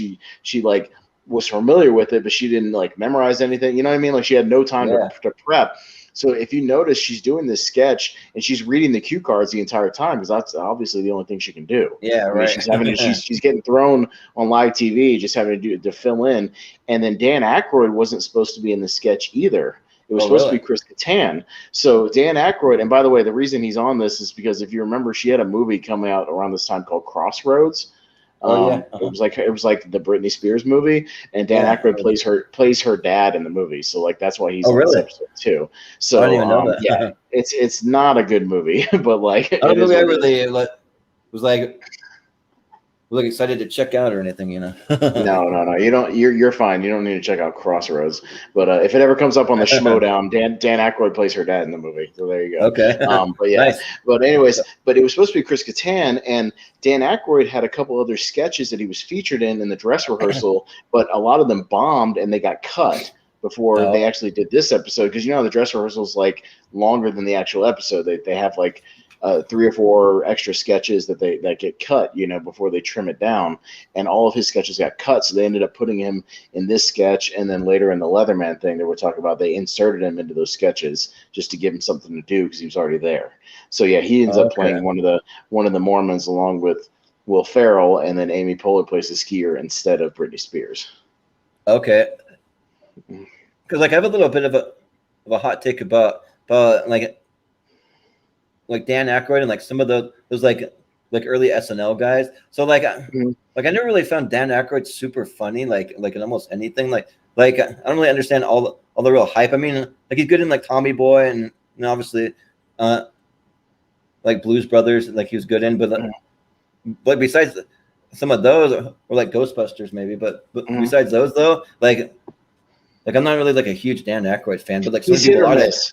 He's really, really hit or miss, especially with his movies. I put him on this pedestal, and I'm just like... Yeah, I don't put him on a pedestal, but, like, I have the Best of Dan Aykroyd DVD, and there is some really funny stuff on there, like the Bassomatic 76 thing he does with the blender is really, really funny. Like, cause sometimes if he's on, his delivery can be like really, really funny. But like, I wouldn't judge it so much by like these sketches, because again, he just got thrown into these, so he's just reading cue cards too for the most part, and just kind of thrown into these. So, but yeah, anyways, back to the original sketch, because we got like way off track there. It's just, the whole premise is just she's trying to do this like downhill skating thing, and the 2 Mormons come up and they're like, are you familiar with the Church of Latter-day Saints, Joseph Smith? And they're like, would you like a copy of the Book of Mormon? She's like, no, I'm trying to do a race right now. No, I'm not interested. She keeps trying to like brush them off, but they keep like, skating next to her, and they just keep pushing it, and they're like, and they subtly kind of go like, well, I'm not interested, and they're like, well, enjoy hell. And he goes, oh, give him hell. Yeah, right. And he's like, what'd you say? Give him hell. Yeah, but but one of the things though, I'm as someone who's been an actual Mormon missionary, so like a lot of Mormon missionaries can be super, super pushy. So like, people will like say, no, I'm not interested, and they'll like find ways to like subtly just keep talking about the like church and the religion without really like outright saying it. They'll just be like, well, like with Joseph Smith, blah blah blah, or like we also believe in the Book of Mormon along with the Bible, blah blah blah, and like keep on like talking about it. For me, like, I was never really like that. Like I always hated missionaries that are super pushy. I'm always would like tell them to not be. I'm like, don't be pushy. You're not going to convert somebody. You're not going to convert somebody at the front door who's like been, let's say, like they've been a Southern Baptist like their entire life, you know, and they're like 40 years old. Like you're not going to convert somebody at the door with that. You know what I mean? You're just not. You're not. And it's like, and I'm sure a lot of people probably just like took the book from you just to like get you to go away sometimes, you know, or take the pamphlet or whatever, just to be like, okay, just go, you know, like I'll take your book and meet your quota. Like, well, the seed is planted. That's what the missionary would always say. Like, even if they don't talk to you, you can still plant a seed or whatever by giving them the book or whatever. But I've thumbed through the Book of Mormon because they put it in some hotel rooms sometimes. Like I've seen it in that drawer, you know, like along with the Bible. They do that. Some of them will have the Mormon book, but like you know, it's interesting to say the least. But that's a whole nother discussion for another day. Right. But that has nothing to do with this. But anyways, the sketch keeps going. I'm sorry. No, go ahead. I'm sorry. Well, like how it relates to the sketch though, just like them being so pushy. Yeah.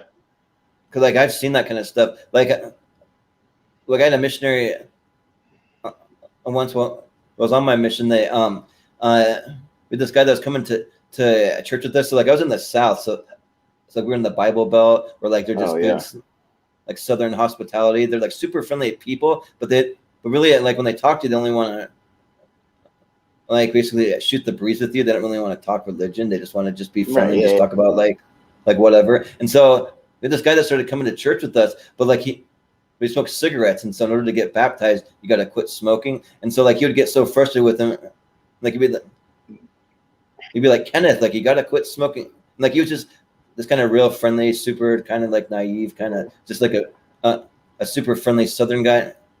And he was a big guy too. Like he probably weighed like 350 pounds or something like that. But like, was this one day, like after he'd asked him 3 or 4 or even 5 times to quit smoking cigarettes, he just grabbed his pack of cigarettes that he had. And he grabbed it right out of his hand. He threw it on his roof. He's like, "You're not smoking these anymore." He just grabbed them and like threw them. I'm like, that was kind of like a bad move, because like that gave him kind of like a bad taste. Like he was pretty pissed about it. But like it just goes to show you how pushy some missionary can actually be. So like they didn't go to that extreme. In the sketch, we can see a little bit of the pushiness though. It makes it kind of funny that like even though she's like, no, like I'm trying to do this race, like you guys are actually really messing me up, like get out of here, but like they just keep going on, you know. So anyways, with the end of the sketch, getting back to the sketch, she gets to like the end of the race, and like Maya Rudolph's trying to like interview her, and then Seth Meyers is like another Mormon, just like shoves her out of the picture with a microphone, just goes, "I heard you had a lot of assistance from the Church of Latter-day Saints. Can you comment about that?" She's like, "No, they didn't help me. They were getting in my way." Like, so what you're saying is you and the Mormons deserve the victory today, right? You know, that sort of thing. And like, no. You share this victory with the Church of the Latter-day Saints, and it's like, and so it's like, yes, you did. You said thanks, Mormons, and then we heard you say it for New York. It's Saturday night. Like you like jumped right into it. Right. So I thought Amy Poehler did pretty good for not having zero prep time on this and having to read cue cards. Like she did pretty good for that. She did good. What it's worth. Yeah. But we can move into the opening monologue. But so they announced Brittany Spears, but then Chris Kattan comes out dressed as Brittany Spears, like in the same exact outfit. So like basically, like he starts doing all the dance moves to the song "I'm a Slave for You." So he's like trying to act all sexy and stuff. It was pretty funny. Like I liked it for what it was, and I didn't get to see this. This was cut. I think it was because they were playing her music. I think it was because they were playing her music during it, which kind of makes sense. But I did read that we get a random Justin Timberlake appearance before he started becoming a host. Yeah, I guess just still in his NSYNC, NSYNC days, like still with the curly hair and stuff like that.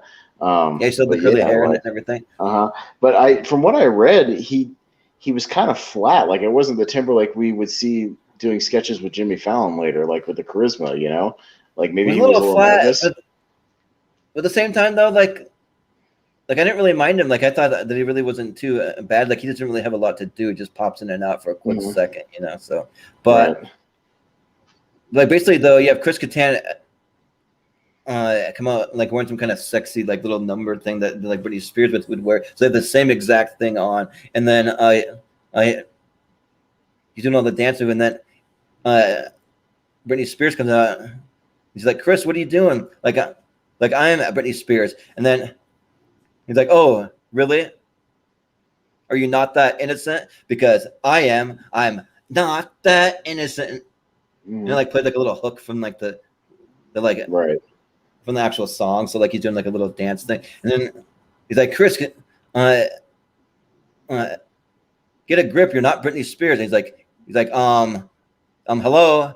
I have boobs and I'm dating Justin Timberlake. Hello. So and he's like, so like they're like going back and forth, and then so like sort of having like a little dance off. So like he'll do a dance move, and then she'll do a dance move that's like obviously way better. And he's like, okay, I don't know what that was, like whatever, or like just like doing that whole thing. But then Justin Timberlake comes up because he's like, well, like so Britney Spears, like, well, if you're Britney Spears, then what did you do last night? And he's like, well, I'll just say that I'm no longer a virgin. I'll just tell you that. And then he's like, well, so you're with Justin Timberlake. He's like, yeah.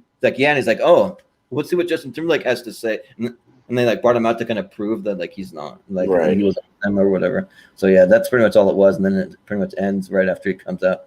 So gotcha. But yeah, so that's the opening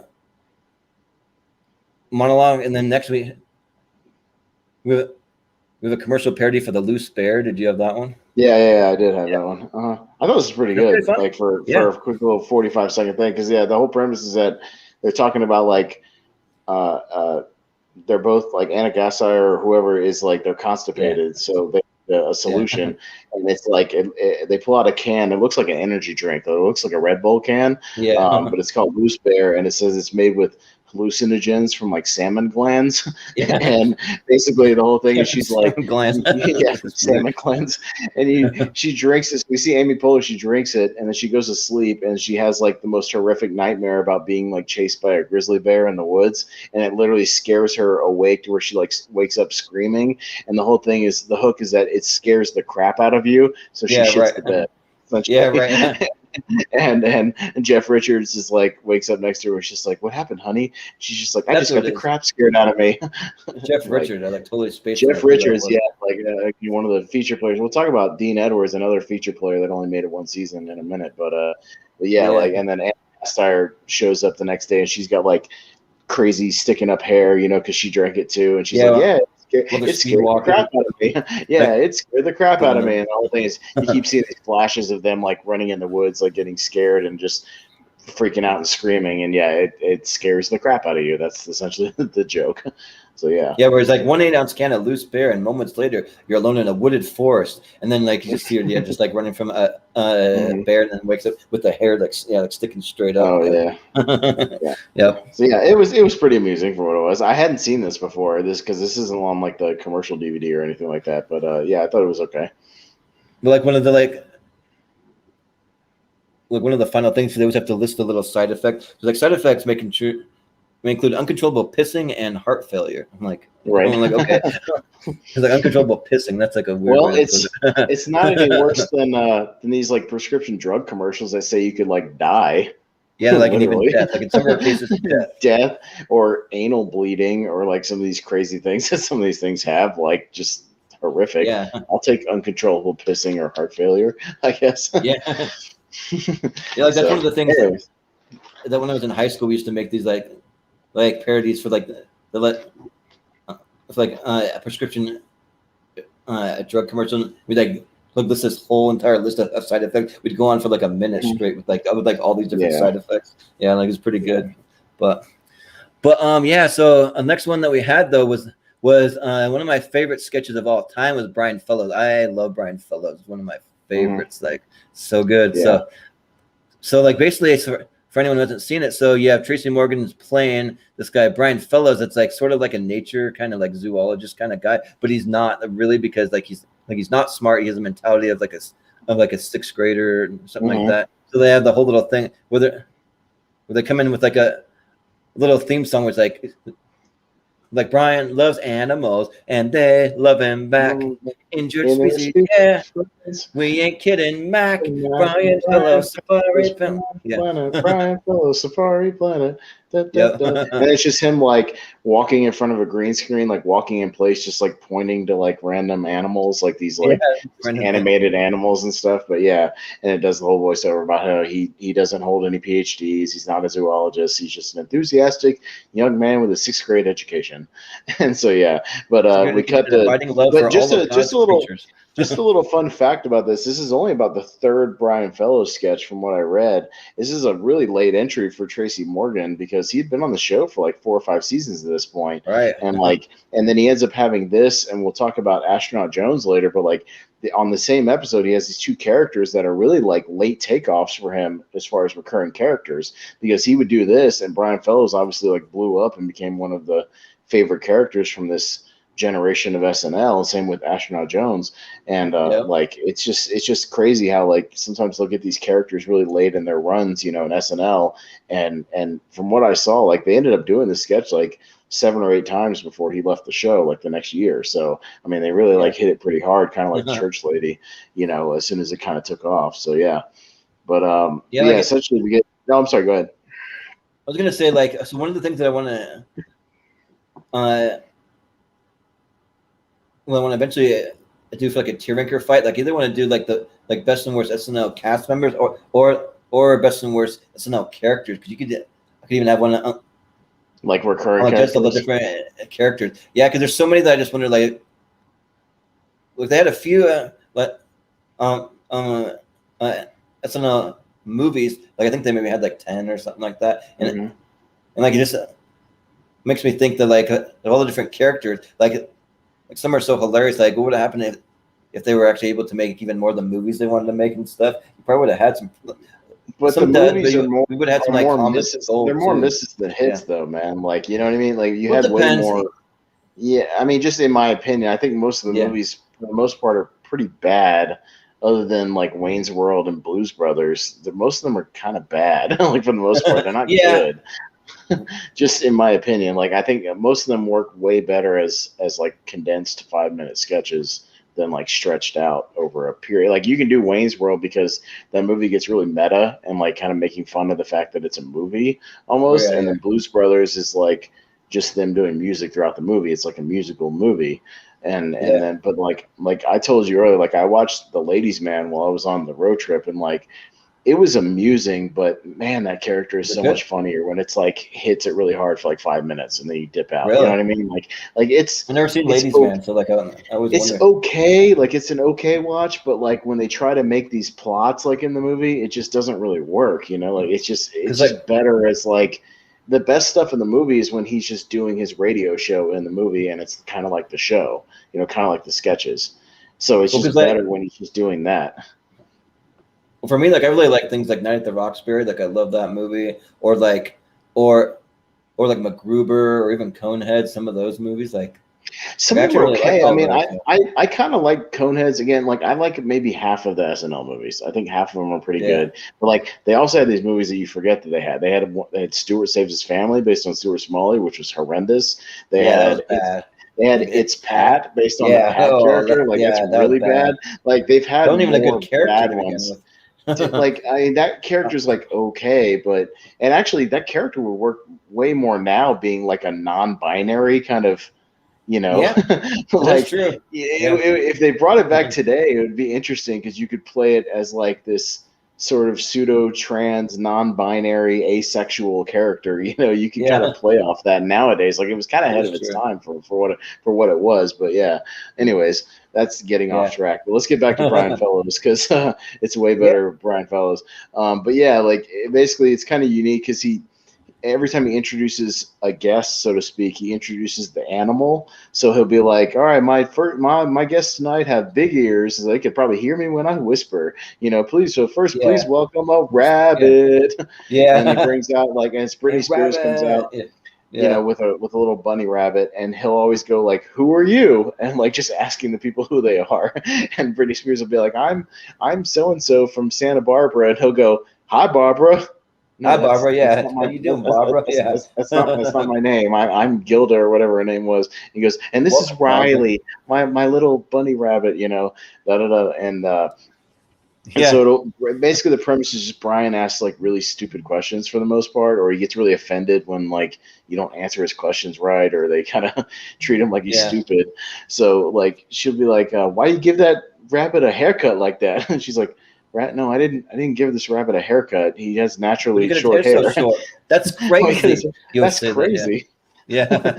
And Yeah. yeah, like like why rabbits can't cut their own hair. If you try to cut his own hair, you might cut one of his ears off. Yeah. He's like, of course, rabbits can't cut their own hair. Their hair I'm not is naturally stupid. short. He's like, that's what I said. Okay. That's what I'm Yeah. saying. I'm not stupid. And she's like, this rabbit can't cut his own hair. And he goes, well, Yeah. why'd you bring him out here then?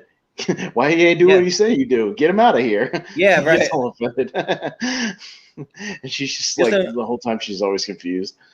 he's like, next time, just make sure that they do what you say you do. And then he's like, Get him out of here. Get out of here. I'm truly sorry about that. That is inexcusable. Someone is going to lose their job behind that. And I mean Right. this. And I mean this.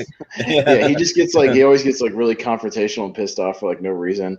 So yeah, they bring out Dean Edwards and he's got a donkey, and so he's like, and who are you? And he's like, oh, I'm Doc so and so from the Children's Petting Zoo, and this is Jesse.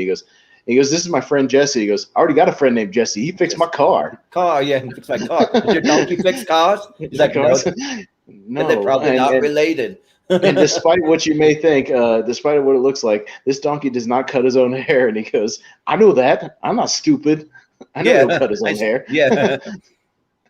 He's like, I was just making a joke. And then, like, most of the time in these sketches, he'll eventually ask, like, some legitimate question or, like, a decent question to the thing, because then they'll start to explain something. He goes, like, is a donkey and a mule the same thing? And the guy's like, Yeah. well, actually, that's a really good question. Let me explain the differences. And while he's doing that, like, one of those animated, like, thought bubbles comes out about how he's thinking about. And it's like a puppet rabbit, like, shaving his own head with, like, a thing of clippers. And he just starts going, that's crazy. Yeah, that's crazy. It's like, he goes, what do you mean? Like, what's crazy? He goes, the haircut rabbit. That's crazy. It's like, what are you talking about? And he goes, like, think about it. Yeah, and the punchline of the thing is that he starts to think about it, and it's the exact same image. Yeah, exact same thing. Like, that was the funny next thing. So he starts going, he goes, that is pretty funny. That is crazy. And he's just like, crazy. I told you. Yeah. And that's basically the end of it. He's like, and he's just like, next time, my guess will be a flying squirrel. That sounds crazy. That sounds crazy.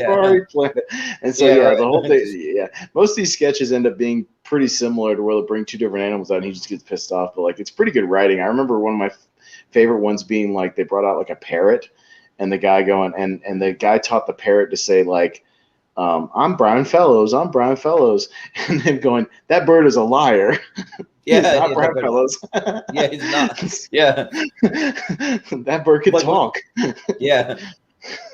One of my favorite ones is when they bring out the snapping turtle, and he's like, we have a snapping turtle. He's like, if that snapping turtle tries to bite me, I'm gonna kill it. Like, okay. You're not gonna get me, snapping turtle. Like, that animal's giving me he's like staring at me. He looks like he wants to stab me. I'm gonna stab him. I'm gonna stab him. Yeah, right. So I love the Brian Fellows sketch. Like it's pretty genius. And actually, I remember looking back the very first one, and the first one is actually kind of different than what it became, because it's not him getting angry. It's just him kind of acting stupid, just saying that's crazy a lot. And then it kind of evolved into this like more confrontational, like angry kind of character, just getting mad at everybody that comes out. So yeah, it's kind of, if you go back and watch it, I think the original one was like with Matt Damon or something. I can't even remember.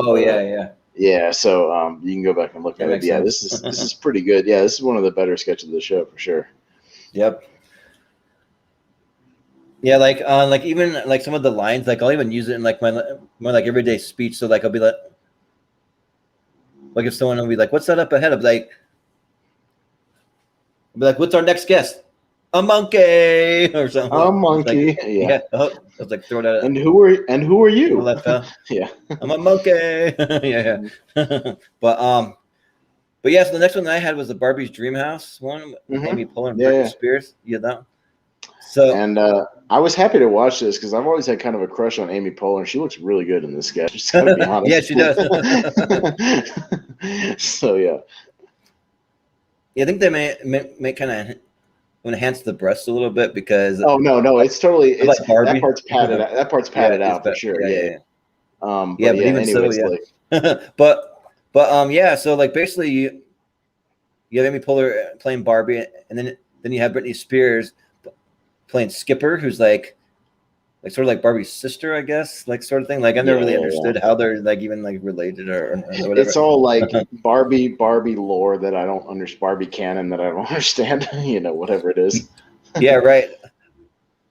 So the only thing the only reason why like I know even like a minute little bit because I had a lot of cousins that I grew up with that Barbie and a younger sister, but for some reason my sister never really got into Barbie. She was into some other stuff, but she never really into Barbie. She didn't really have them much. But like basically though on the sketch though you have Skipper and she wants to go to this party, and then you have Amy Poehler as a Barbie kind of acting like the concerned parent, and so she's like, I don't know about this party, like. Look, who's gonna be there? And she's like, everybody's gonna be there. Jam and Glam Teresa, and Ski Sensation Kira, and Glitter Fun Christine, and Ethnic Christy. Yeah, I'm just like, what Ethnic Christy? What's that all about? I don't know. Ethnic Christy. No, that was pretty. She's like, who's gonna be at this party? Are there gonna be X-Men or action heroes? Gonna be boys at this party. Or an Ultimate Soldiers. Yeah, right. Yeah. But basically, though, they have this little argument, and then she finds out that the Barbie's actually her mom when the whole entire time. She's like, well, no, Barbie's supposed to be my cool older sophisticated sister. Like, you're not my mom or whatever. Mm-hmm. So but then they do the whole thing where they're like, well, you can tell that. Well, I'm your mom because we're both double jointed, and they go behind. They pull their legs up. They lift the leg up thing. Yeah, they do that. Yeah. He's like, oh my gosh, you told me that my mom died in an easy bake oven accident or something. Yeah. No, there's a lot of good references to like old toys here. Yeah, for the most part, it's like a lot of little subtle things, and then eventually, like they sit on the couch, and the whole thing is Brittany's trying to be like stiff the whole time, like she's got her arms like stiff and straight out most of the time, and she's like walking around, they're kind of doing like these robot kind of movements, and she says that like, no, your dad, I'm your mom, and your dad was like a Han Solo action figure, and then Skipper kind of goes like, you slut, and then Amy Poehler like slaps her in the face. She calls her a slut, and he's like, you're not even your scale. What kind of slut are you? Yeah, I know. And he's like, it was a crazy time in the 70s. There was G.I. Joe, Vietnam, and running all over the place, and all kinds of stuff. Like, yeah, they're just making all these references, and then Chris Kattan comes in. He's playing Ken, and he's just like, I just came to get my tuxedo, and she's like, where is it? Upstairs. And like, you look really tired. She's like, don't call me. I'll be in Malibu. See you later. Right. And she starts talking about how many jobs she had to provide for Skipper when she was young. She starts basically all the different versions of Barbie had. She's like, I was a gymnast and a princess and an astronaut and a business teacher and a teacher, and a competitive skater. All this, all this different stuff. It's a nice little reference to all of that, and something about like one of them calls the other one like a plastic bitch at the end or something like that. Yeah. It's pretty funny. Like, it's just like them just kind of like, it was a sketch that I wasn't really into the first time I watched it. And then the second time I watched it, like, I was like, this writing in this one's like pretty clever for the most part. Like there's some good little back and forth dialogue in this one. I thought it was a fairly clever sketch. Yeah, for sure. Yeah. I enjoyed it. Yeah. But basically that's where it ends. So then the next one that they had was a Jimmy Fallon doing like the online stoner podcast kind of thing. The Jared's Room. I didn't get a chance to see this, but I'm familiar with the sketch from like the Jimmy Fallon DVD because I think it's a different sketch on that one. But like I was never really big on these sketches. Like I thought they were okay, and they were kind of sort of ahead of their time for what it was, because like everybody now, like what we're like, I mean, it's kind of like what we're doing right now. We're doing like like a like a YouTube show, from our rooms. I'm in my living room, you're in your bedroom or whatever. Like we're doing our little webcam shows or whatever. But yeah, like I was never really a big fan of this sketch just because a lot of it was the same. It's like he'd be doing something and Horatio Sands would always stumble in as just like the pothead roommate, just kind of like whoa, like around. what's going on, man? And dude, what's going on, dude? Like it was always the same thing. It was the same with the Jimmy Fallon sketch where he'd be like the Boston guy with Rachel Dratch, like time, like the Boston thing. Like a lot of them were kind of like the same jokes over and over again. So like I was never really big on these sketches. Even brought the Boston sketch back when Jimmy Fallon came back to host and stuff. I remember that. Yeah, sure. But so, yeah, I mean, unless you had a lot about this Jared's Room thing, like I didn't see this particular one, but I'm not a big fan of this recurring sketch for the most part. Well, like there's a few kind of little lines here that I mean, like I didn't think that it was terrible, but I didn't think it there's one of the like real strong one, but just like basically the whole process that they're all stoners and they're just doing this kind of random show. So like, yo, what up, guys? Coming to you live from Magan Hall here at Hampshire College. And it's freezing in here because they turned the heat off. Even my bong froze. Look, it's a popsicle or whatever. He like holds it up and he's like making kind of these little cheesy kind of stoner jokes. And then they have Seth Meyers playing some kind of DJ, but he's a British DJ, so he like has the Frasier song because he's like obsessed with like Frasier. And he's like, oh, I remember them back and forth. Yeah, I remember them doing one where he was playing a DJ, and it was a Halloween party, but he only played that Monster Mash song. He did that mash, right. And all he was doing was remixing the same Monster Mash song like over and over again.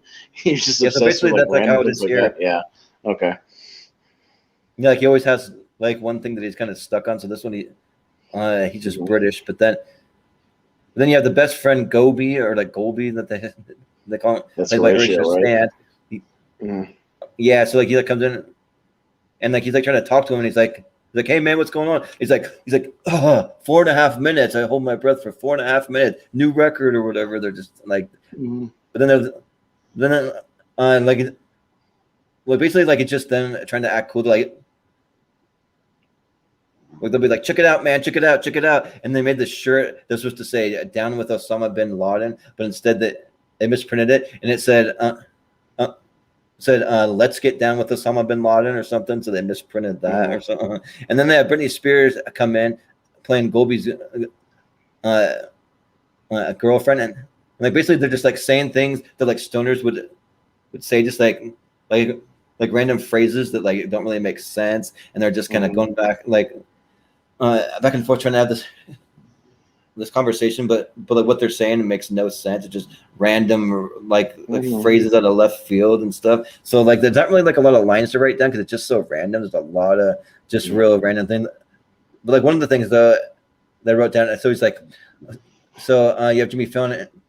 He's like, so what have you been up to all year summer? Because that's Brittany Spears who plays Summer, and then she's like, I've been following my favorite band around, Fish.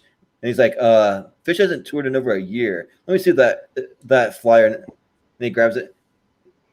And just a flyer for the Harlem Globetrotters. And he's like, you've been following the Harlem Globetrotters around for a year? and like laughing. He's like, oh man, that's why the Fish kept beating the Washington Generals. Yeah. So, but yeah. And then Herschel stands like, yeah, we got a bootleg copy of that one. And then, and they have a little a bit about the Super Bowl where they're like, instead of watching the Super Bowl this year, Gobi and I created our own bowl, and they bring out like a huge life-size like a giant pipe, and they're like, look out in the sky, it's a bird, it's a plane, it's Super Bong or whatever, and they're like pretending like they're gonna smoke it or whatever. But you're right though, like it's like nothing that's like super funny. Like it's just kind of a lot of cheesy kind of stoner jokes the whole way. Yeah, stoner jokes. Because like Jimmy Fallon has like the stoner dreadlocks, the like these white guys have when they become like Rasta dreadlocks, things like that. Yeah, it's just dirty dreads. Like overall, I didn't find it too funny, but it was amusing. I'm gonna give it like a 4 or 5 out of 10. But Yeah, like I want to say like there's one on the DVD, but like most of the time when I go back to watch the DVD, I just skip it. Like I'm just not a big fan of that sketch. Like Yeah, overall. right. Yeah. But that was the end of that. Mhm. So next one, they had was a commercial for Camp X-Ray. Did you Yeah, have that that's one? right. Yeah, yeah. Yeah. So it's Guantanamo. It's a thing for Guantanamo Bay, and it's just like it's a commercial for it, playing it up like it's some tropical paradise, that you want to go to. It's like, oh, come enjoy the rays of Camp X-Ray and the palm trees and the beaches of Camp X-Ray, and enjoy like fine cuisine like bagels and cream cheese, things like Yeah. that. And it shows like Horatio Sands like playing a terrorist, just like. And the best part about Camp X-Ray is you don't get raped. He just says it really dead style. Like, It's like saying like you get Fruit Loops and you get some intoxicating views and you don't get raped. Yeah. right. Yeah. And it just the whole thing. It's only about a minute, and then like the whole thing is it cuts to Dick Cheney like sitting in like a like a beach chair, just like sipping like a Mai Tai, and he's just like, yeah, Camp X-Ray, da da da da, like I can't even remember what he said. It was just something brief, but like it's just him Yeah. endorsing it. But it's done in the style of like you would see like some those like sandals commercials for like those sandals resorts and like Jamaica and stuff. It's just like come to Jamaica, enjoy the wonderful blue water and the Chris Scott, blah blah blah. It's like an infomercial for that essentially, yeah. But the whole joke is that it's Guantanamo. Yeah, there'll be like a tropical incarceration paradise for inmates.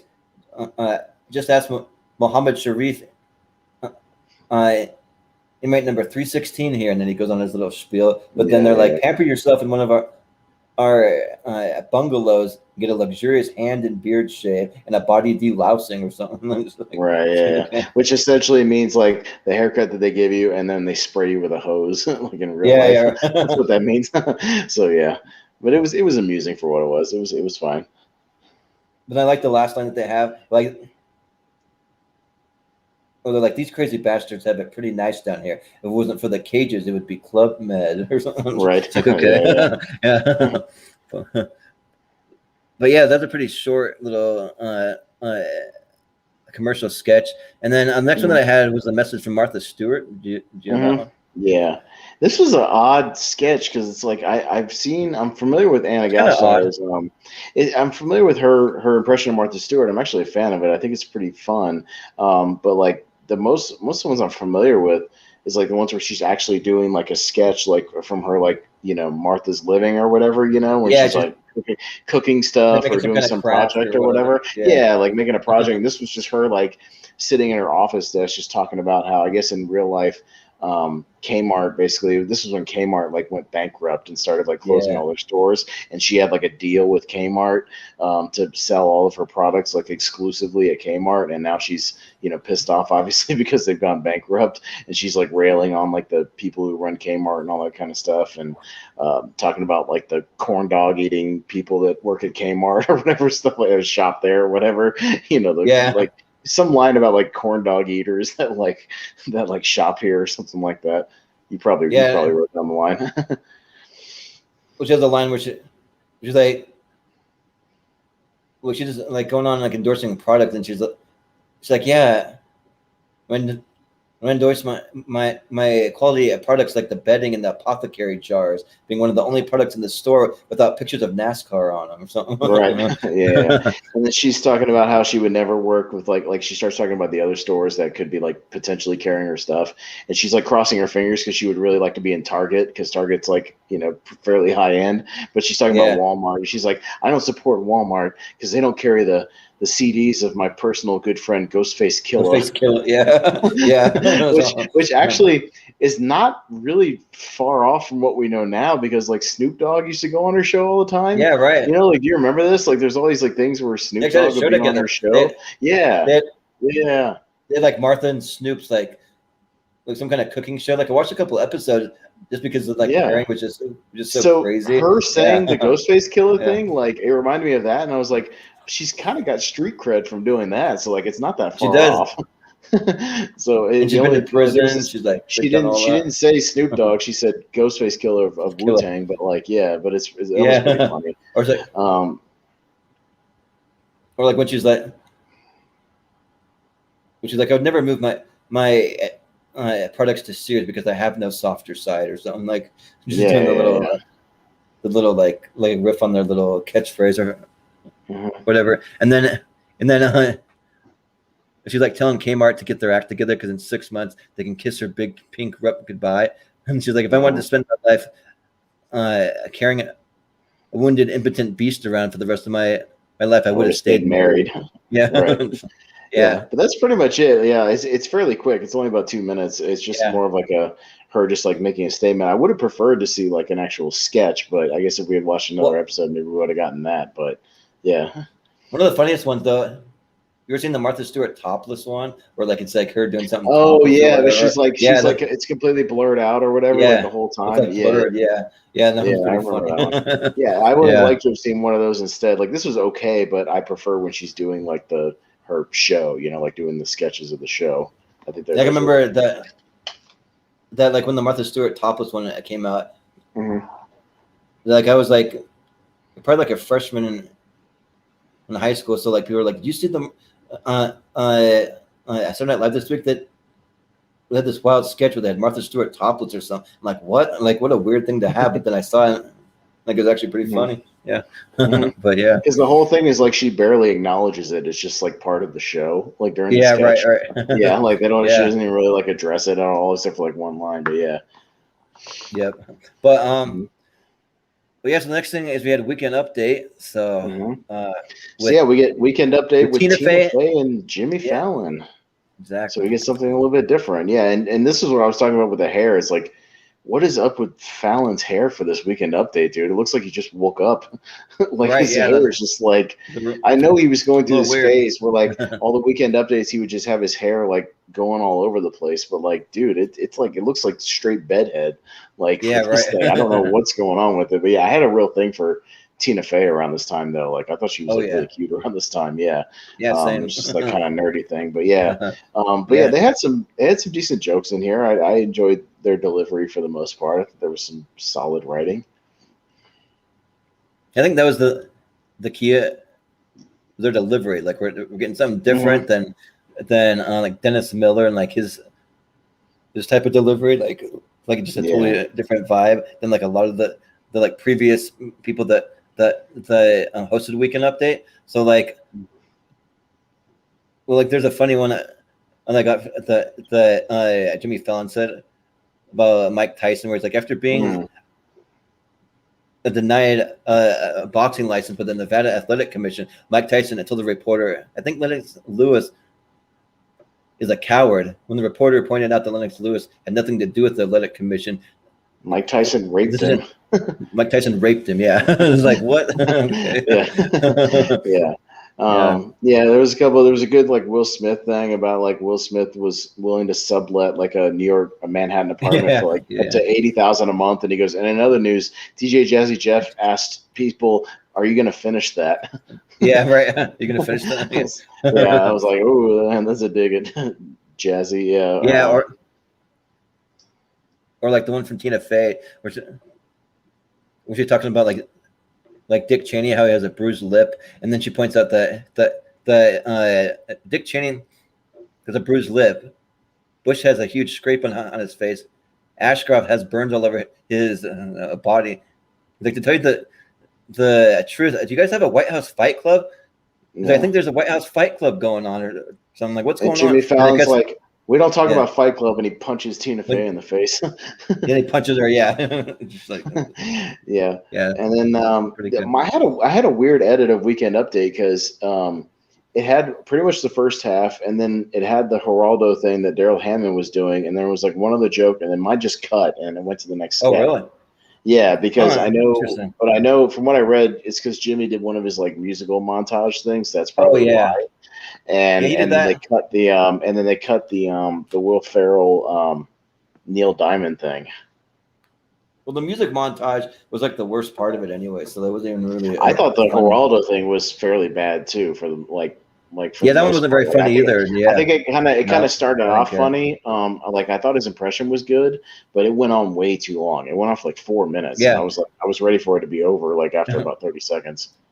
yeah, same. But basically, like the Jimmy Fallon music montage. So like he does a bunch of like parodies, like different songs that are popular at the time for as a replacement for the Olympic theme song, because the Olympic theme song for the 2002 Olympic was a Neil Diamond song, "Coming to America." So they had Will Ferrell come on as Neil Diamond. Then you have like a weird thing, like I didn't really understand it. So you have Jimmy Fallon singing all these songs, but then Will Ferrell comes on as Neil Diamond and he kind of interrupts him. He's like, "No, like this is America's song. Like we're gonna sing this song." And he just starts singing "Coming to America." Then you have Chris Kattan come in as a little sidekick, wearing like a speed skating suit. The speed skating suit has like swastikas on it. I don't really understand why it has Apparently, swastika. it was gay speed skating Hitler, but it was a reference to Chris Kattan playing like a gay Hitler from earlier in the season. But if you didn't watch that episode, you didn't get the reference. Apparently, okay, because I just like swastika. So Is that like supposed to be offensive, or I don't know? Character they did, but the only thing I do remember Will Ferrell doing Neil Diamond, because he did it a couple of times, and he would always come out and be like, "You bet your balls it's Neil Diamond." Yeah.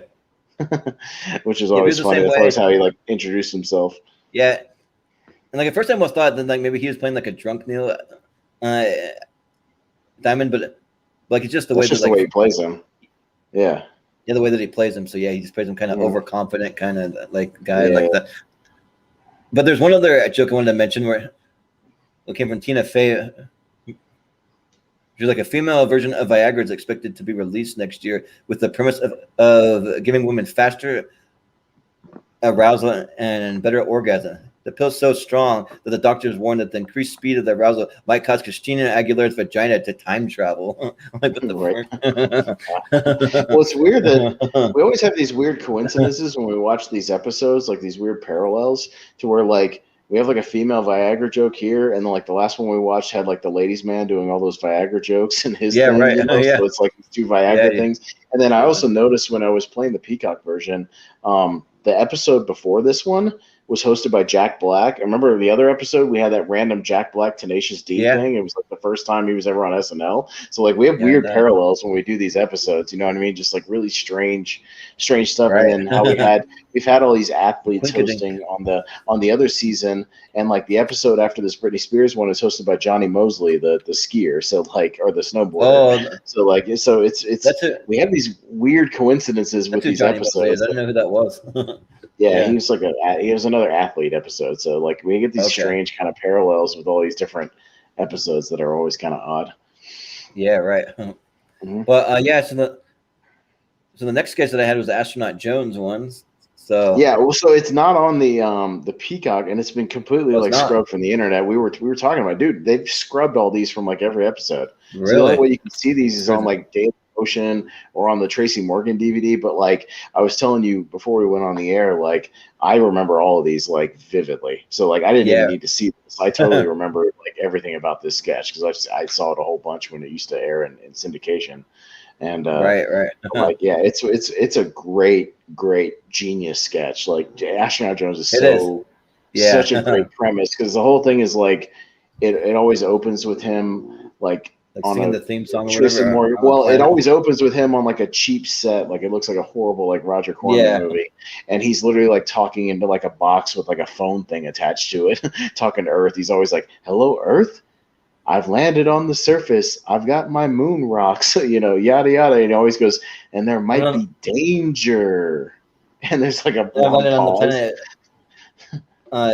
Borpali or like Borpuli.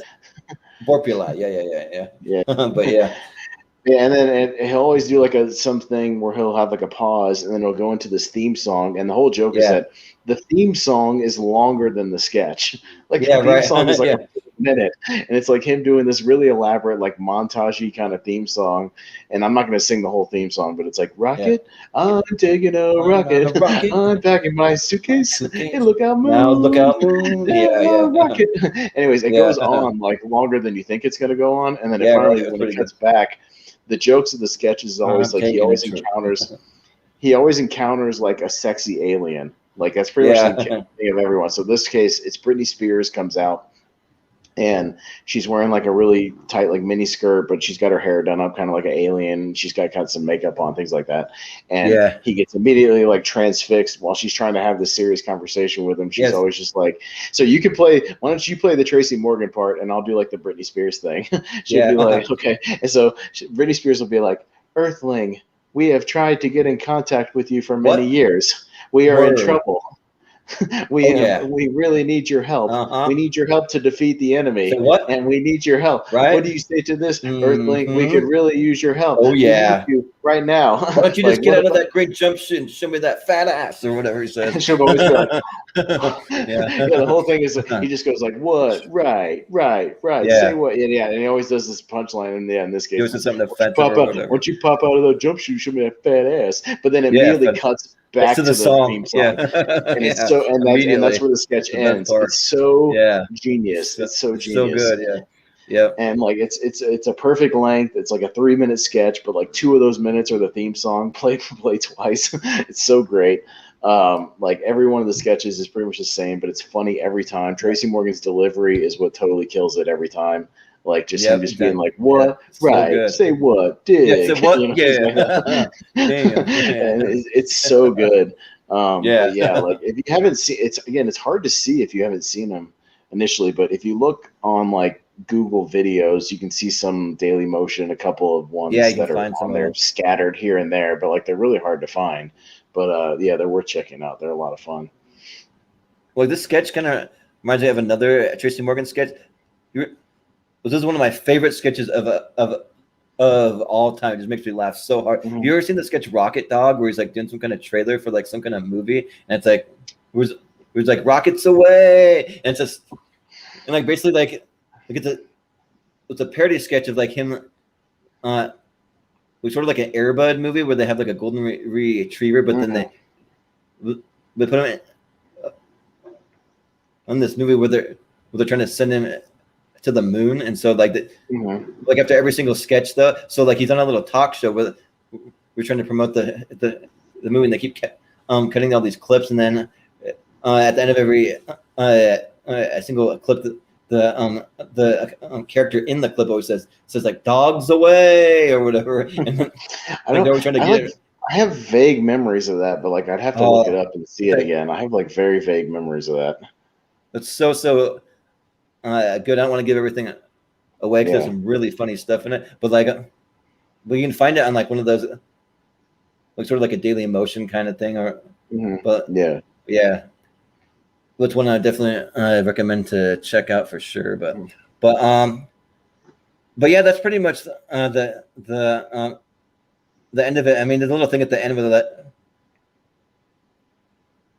We're like Astronaut Jones, written by Tracy Morgan, directed by Tracy Morgan, produced by Tracy Morgan. Yeah, hair and makeup by Tracy Morgan. By Tracy Morgan, and produced by Tracy Morgan and Melvin Goldfarb, whoever that is. Melvin Goldfarb, that's right. Morgan Goldfarb production. Yeah. Yep. But so the next one that I had was the damn. My Dixie's on Fire, like the Gemini's twin or whatever. I thought this sketch was horrendous. I thought this was so bad. Really? I don't like sketches where it's just like white girls trying to act black.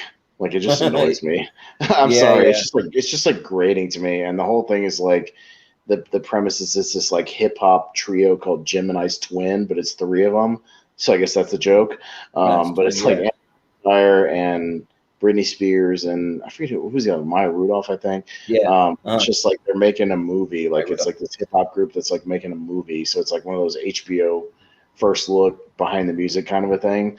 And it's just them just talking black. It's just like I told them that's what I was saying. Like dude, I That's hate it to him. Oh no, you didn't. Oh Like no, whatever. dude, We're I doing all hate that this stuff. stuff. It's so grating. Like I watched this a couple of times, like just to make sure it didn't like grow on me, and it didn't. Like this is horrible.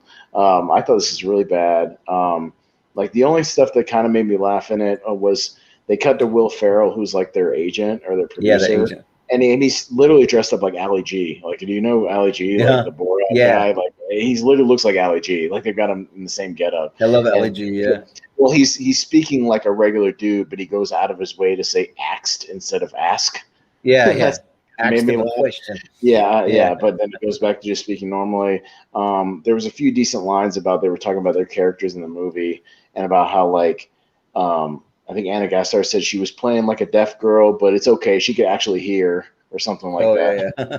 Yeah, and then Brittany Spears says she's playing a runaway slave, which kind of made me laugh. Yeah. But I mean, other than that, like they start doing like a musical number, which I skipped like the third time I went through this thing. Like I just don't. I find stuff like this annoying. With just like overacting like white girls trying to be black, like any sketches that are like that. It's grating to me. I just don't like it. Yeah, no. Not to me. I just is grating. I'm not a huge fan. I mean, I kind of like Maya Rudolph in it because she is like at least half black, you know. So I mean, she kind of like. And like Anna Gasteyer, side note, she was pregnant at the time. She looks really pregnant in the sketch. Like she had like a really tight kind of dress on, and she was really showing in the sketch. Like she was actually, from what I read, like the first cast member to get pregnant while she was on the show. And again, I do remember after this, Amy Poehler, like a few years later, getting pregnant, but they actually used it in some of the sketches. Like I remember this one sketch where she was like super, like 8 months pregnant, like huge belly, and they ended up doing like this sketch where she's in like a country western bar and she's just doing like these provocative dances, but she's like hitting dudes in the head with her belly, like grinding up on them. Remember that? Like I remember that sketch. Yeah. So like they ended up using it at like in certain sketches. But yeah, like it's just an interesting side note. And then they had a random appearance by Rachel Dratch too. I don't even know if she was a cast member yet. I don't like. Was she? She might have been featured. I don't know, but like I don't think she was really part of the cast. Yeah, so like she was just in the Gemini's Fire or like Gemini's Twin, whatever. I think she was. I think she joined in like 2001 or something like that. Yeah. Well, it must have been like the like the only sketch she appeared in then, because like this is the only time I saw her. She was like not in this episode at all. Like right. But yeah, she was doing those like Boston sketches and stuff around this time, so she was in the cast. She just wasn't featured at all in the show. Like Anna Gasteyer, on the other hand, was like in like every sketch almost. In every. Yeah, she was in a ton. So we're getting a little bit of love in the comment section. I just want to throw it up. This is my mom's cousin. Whoops, that was my response to her. Sorry. I was like, "Oh, you're featuring yourself." Yeah. But yeah, so my mom's cousin, Gayleen. So shout out Gayleen. How's it going? Thanks for tuning in. Thank you. But yeah, so the next one though that I had was the. I'm glad I'm funny enough at 1 a.m. I'm hanging. Yeah, right. Because 1 a.m. for you. Yeah. Yeah, right. But the next one that we had was the news with Anna Gasteyer and Will Ferrell. So this is where my notes cut out. So like I like have what I remember, but like I don't really have a lot. No, it's cool. I can take it. I'll take point on it. It's really just a sketch where the premise is this is like a great sketch. Well, they're doing a news bit, and the whole thing is just like everything that could go wrong with like a news show goes wrong, essentially. And it's one of those like escalating things where we see more and more things going wrong as it progresses. So literally the show opens and they don't have chairs. So they're just like ducking down they're just like kneeling down in front of the desk. So you can only see them from like the shoulders up, essentially, you know. So it starts out with a gag, which is them like right there. And then they're trying to do the news with like the bubble right above their head, you know, doing like the graphics. Yeah. And then of course, like they try to cut to a video, like a one of those like prepackaged, news reports, and it just doesn't go anywhere. So it's just focusing on Will Ferrell, and he's just like, do we not have the video? We don't have video. Yeah. Oh no, the video guy, he's sick. He called up. Did we call his house? Did we call him? So nobody can go in there and just press play. We can't just press play on the video. Okay, I guess we're just not gonna have the video. And so it's just like awkward pauses for a while. They cut back over to Anna, and like she starts talking, and then the teleprompter's messed up. So she ends up going like something. And Disneyland, I had to pee pee and poo poo. Oh, And she's like, what? And she's like, what? I'm sorry, what? And you know what it reminded me of? It reminded me of the Bruce Almighty thing. Remember Steve Carell, where he's just like, where they mess with the thing, and he goes, I like Dua. Da cha cha, like that. So it's very similar. Where something gets messed up, she's like, "Oh, I didn't mean to read that. That was a bad thing." And so they keep, things keep getting worse. Like there's things where they don't think they're on camera. So like Anna Gasteyer doesn't think she's on camera, so she just starts hawking this hoagie, like taking big bites of this hoagie on camera. Yeah, and then it cuts back to her, but the camera's on Will, so Will is like picking his nose on camera, and then they cut over to Horatio, and while Horatio's doing the weather, the camera accidentally cuts back to them, and they're making out with each other on camera. Will and Anna, they're making out, so it's just this escalation.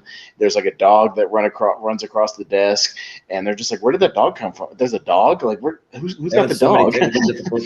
Yeah. What's going on with the show today? And then all of a sudden Will just starts going, man, that was a stinky dog. That was a stinky dog. My God, that dog was stinky.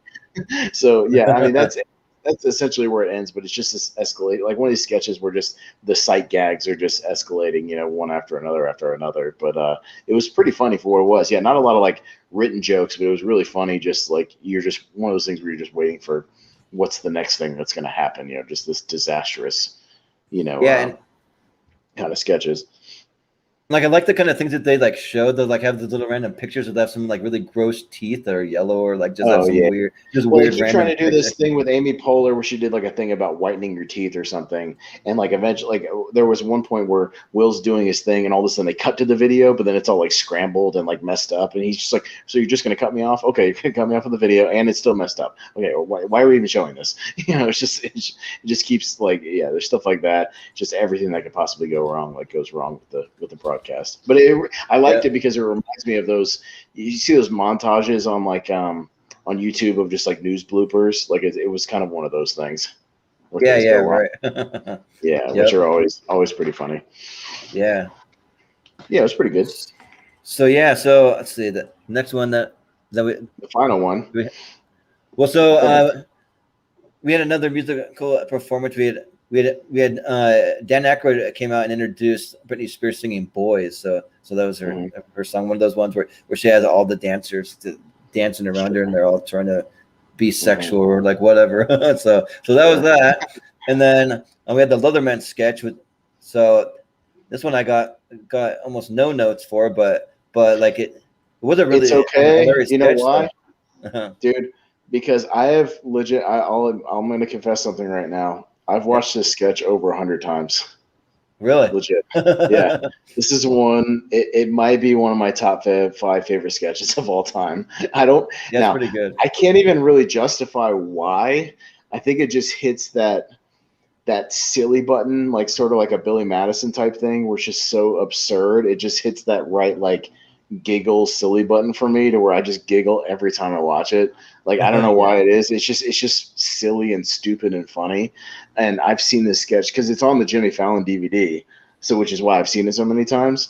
Because I would just watch it over and over again. Like I love this sketch. So yeah, like, and it's funny because nobody remembers the sketch, like except for me when I talk about it. So when I saw it was on this episode, I was like, oh, good, I love this sketch. And so the idea is that Jimmy Fallon runs a leather store just called the Leatherman, and he wears all leather, like layers and layers of leather. And every time he moves around or anybody in the store like moves anything, there's like leather noises in the background. So it's like the Foley guy off screen, like, like just these leather screeching noises or whatever every time he moves or does anything. And Brittany Spears comes in as like a customer, and they're having like these interactions, and Jimmy has a assistant called Choo Choo, which is Horatio Sands, and every time he comes out, he kind of waddles back and forth when he like runs, and then the whole thing is just always just like, yes, Leatherman, Choo Choo, and he's always hitting him with this whip, like in the face or in the chest. Every time he hits him with a whip, Horatio just goes, hey, yo, oh. wow. It's basically he's just trying to make Jimmy laugh, which essentially, if you don't like Jimmy Fallon and Horatio Sands constantly laughing when they're on screen together, which is a big criticism every time they did He's sketches breaking together, character in this one, yeah. then you're gonna hate this sketch. But like I kind of love it because it's the best version of that, because he's just trying to make him laugh, and Jimmy doesn't crack, but he's constantly like kind of smiling every time he does it, like trying to hold it in, And of course, there's just interactions with him and Brittany Spears where he's just like, there's nothing to hide when you're wearing leather. You feel buck naked. You learn to love it. He's like, this one in particular, it's made out of elephant ear. It's very breathable. Keeps the hot side hot and the cool side cool. And she's just like, elephant ear. So, she goes to like try on some pants, and Dan Aykroyd comes in. He's like playing a judge, but he's wearing all this like motorcycle leather outfits. He's like, I'm here to look at the wedding registry, and of course the registry is made out of leather, so they open it up. It's like with the leather noises. It's just silly, and every now and then Choo Choo comes in and he hits him with the whip again. And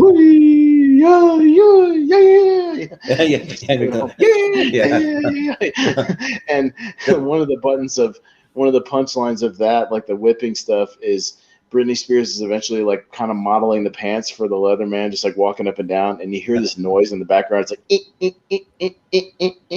and oh yeah, you see him like he's in the dressing room thing. Yeah. He's pleasuring himself essentially in the thing, and he's smiling. He's going and then he throws his hands up. But then Jimmy whips him right in the forehead, and he goes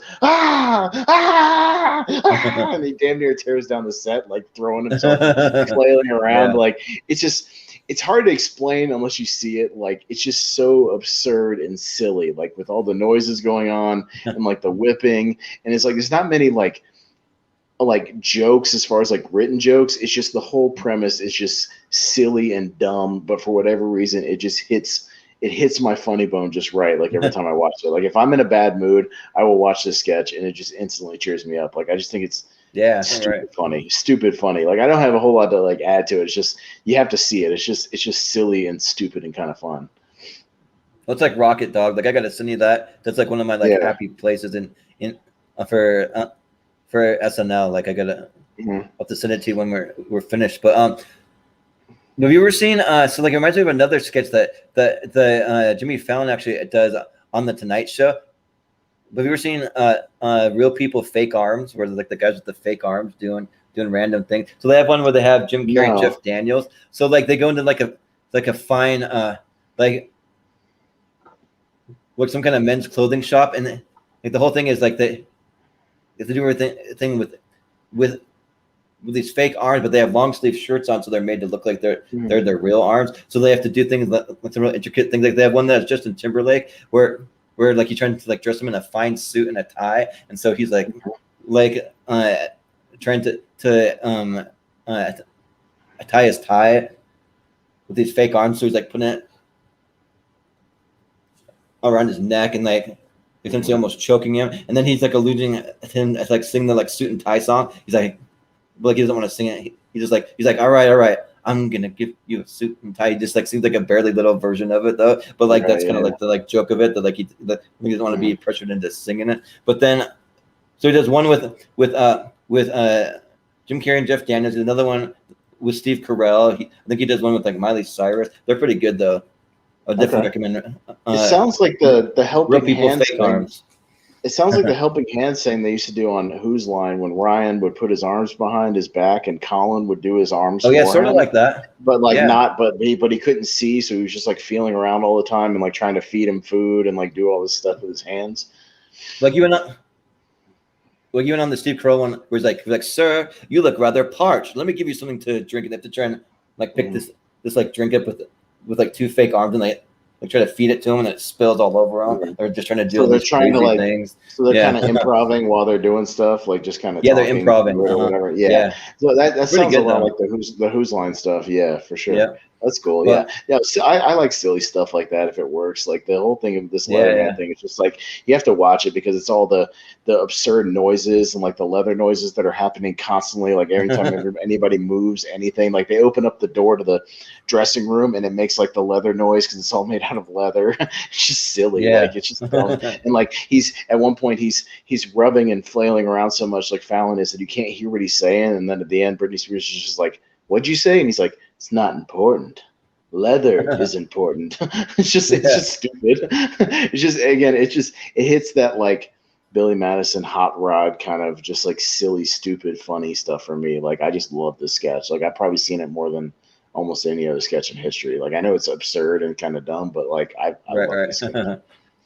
Well, because like isn't like Britney Spears like supposed to be like playing like the regular customer, so she's not really hamming it up, but the rest of them are. No, like, she's not hamming it up, and like, Yeah. but like Dan Aykroyd comes in, and he's kind of hamming it up because he's like, he's in all the leather, and then like Will Ferrell comes in with his family, and they're all like doing back to school shopping and all the leather, and like eventually Britney Spears gets like offended because he like asked her something dirty, like when he's trying to ask her out, she like slaps him. She walks out, and they're like, "She didn't pay for those pants." And he's like, "After her," and they all like run away, and then the last thing you see is Will Ferrell and Anna Gasteyer like stealing all the clothes in the shop and just like running off with them.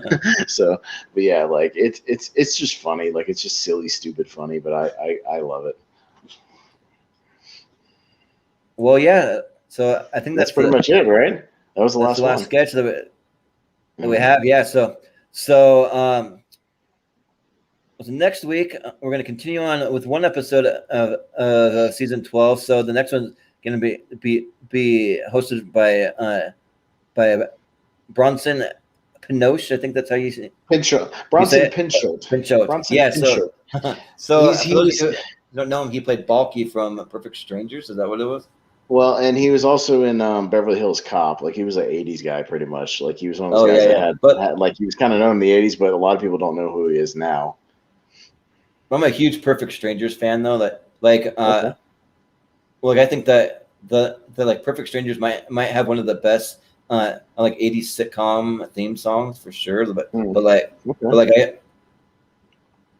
I grew up watching Perfect Strangers, so like I'm a big fan. So I'm excited to see what they're gonna do because I know him. He's like a side guy in Beverly Hills Cop. That's where I know him from. So but yeah, so it should be good. But do you have a recommendation for another episode that may be out of season? Our themed episode next week. So when I was putting this together a week and a half ago, we're a little behind on the pop culture reference, but I'll still roll with it. So obviously we just had WrestleMania in Tampa.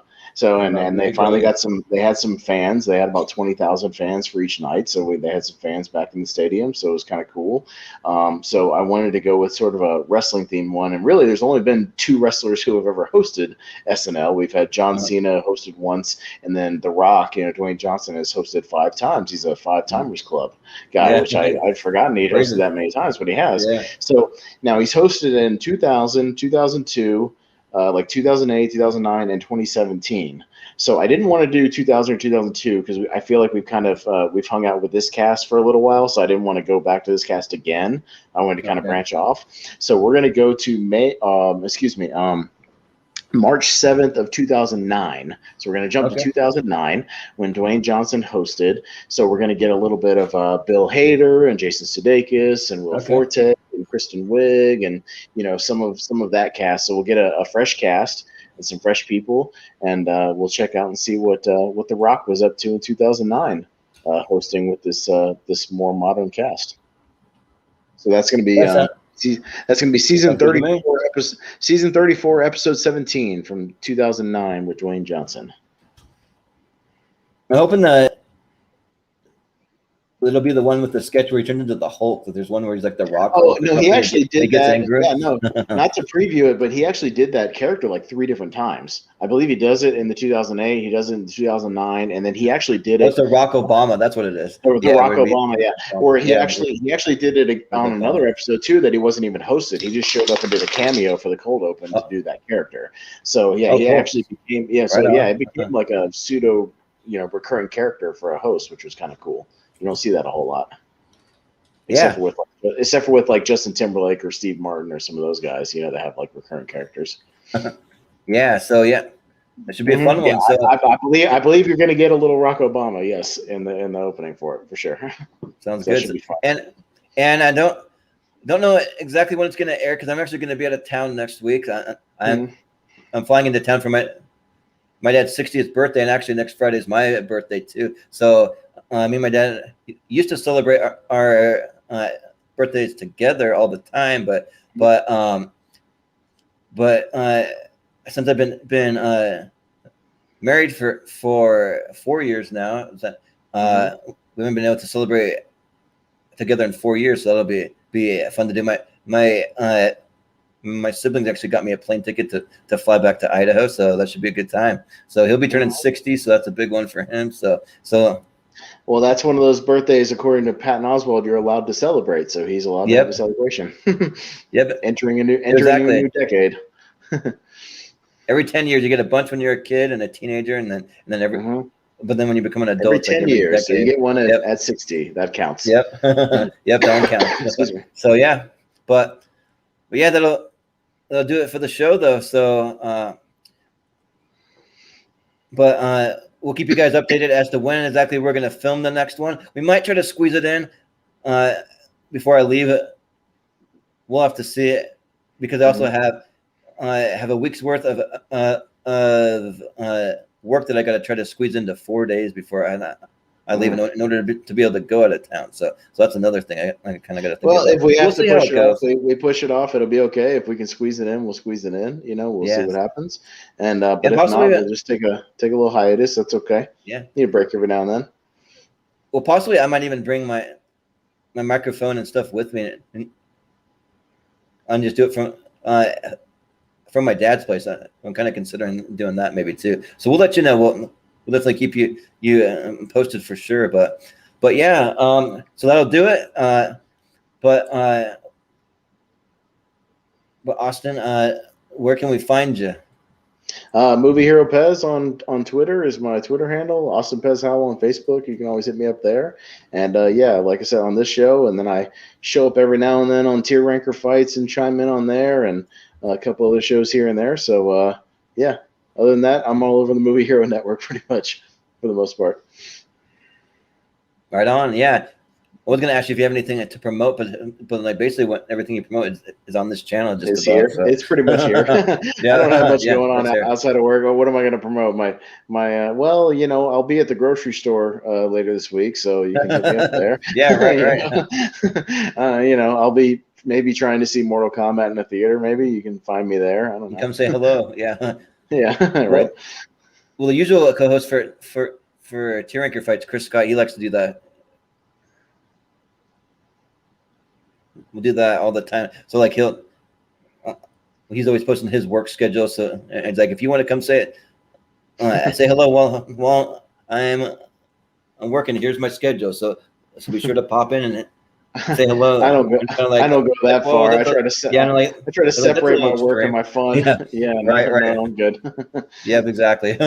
But yes, and you can find me all over the Movie Hero Network. So we're gonna have a Tier Ranker fight coming up this week. That's gonna be a little bit of a pre-Oscar show, which I'm a little sad. Austin was supposed to join us. He's the one that actually came up with the episode, but he has to work. Yeah.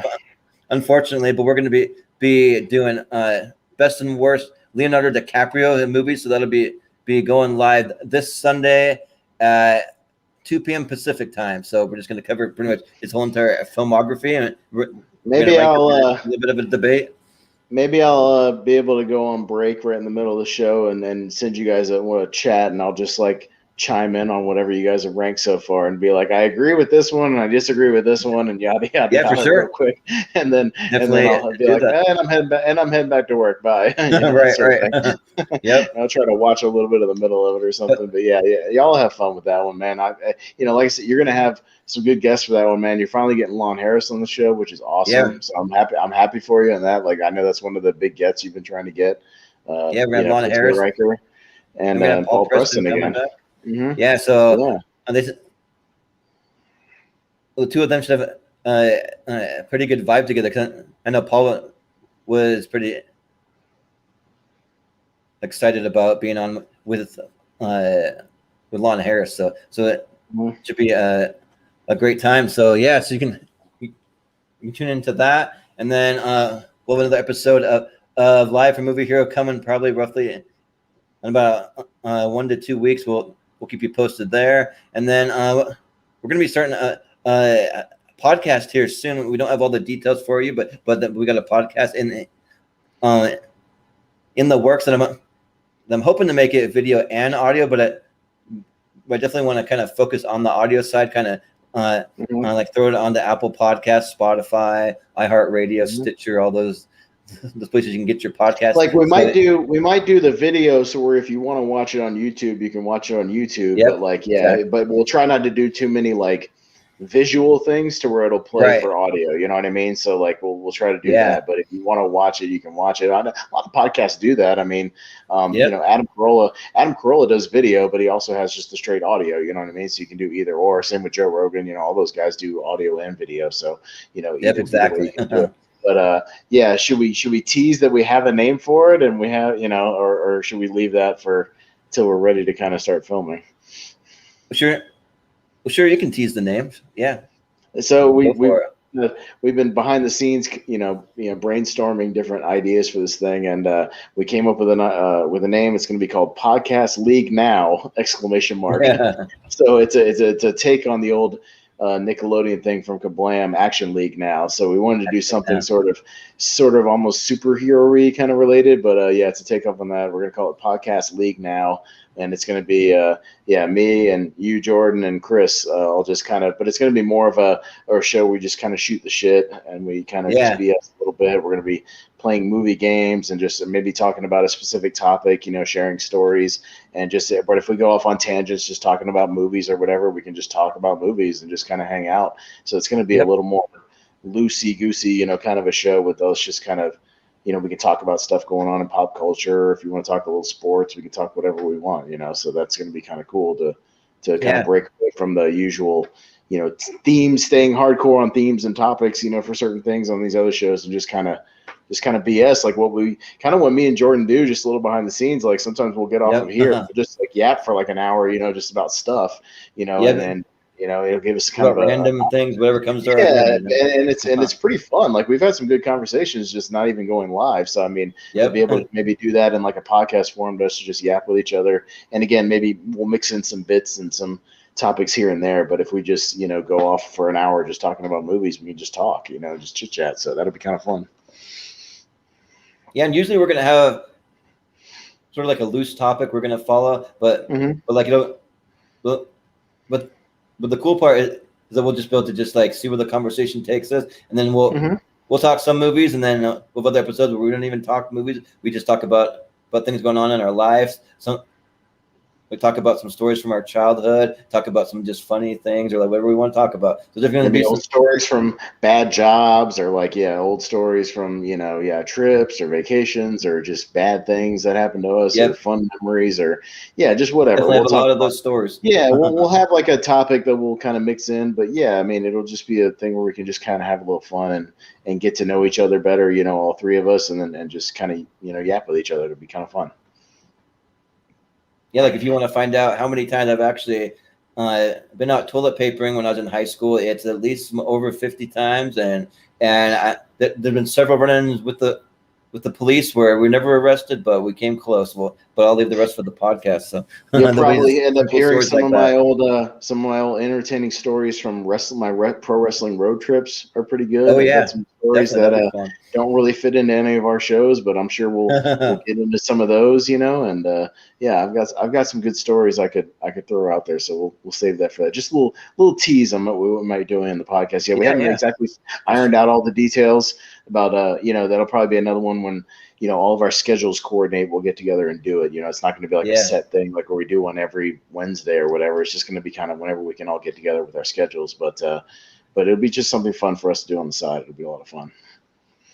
Yeah, for sure. I'm looking forward to that. And then you can find us all over the Schmodown Friends and Family Facebook page. I've been trying to get a little better about posting actual Schmodown stuff, but I've been so busy with my YouTube stuff and with work that I haven't gone around to the Schmodown side of it as much as I would like to, but I have been watching all the matches. So if you ever want to go on and you want to talk Schmodown, I'm definitely game for that. You can just throw in just random conversation. If you have anything that you want to promote, if you have a special project you're working on or a YouTube video that you've been doing or a channel that you run, then that's the perfect place. You can post it there. So yeah, but that's where you can find us. And yeah, for Austin Pez Howell, I've been Jordan, SNL Hero tonight, and we will see you next time.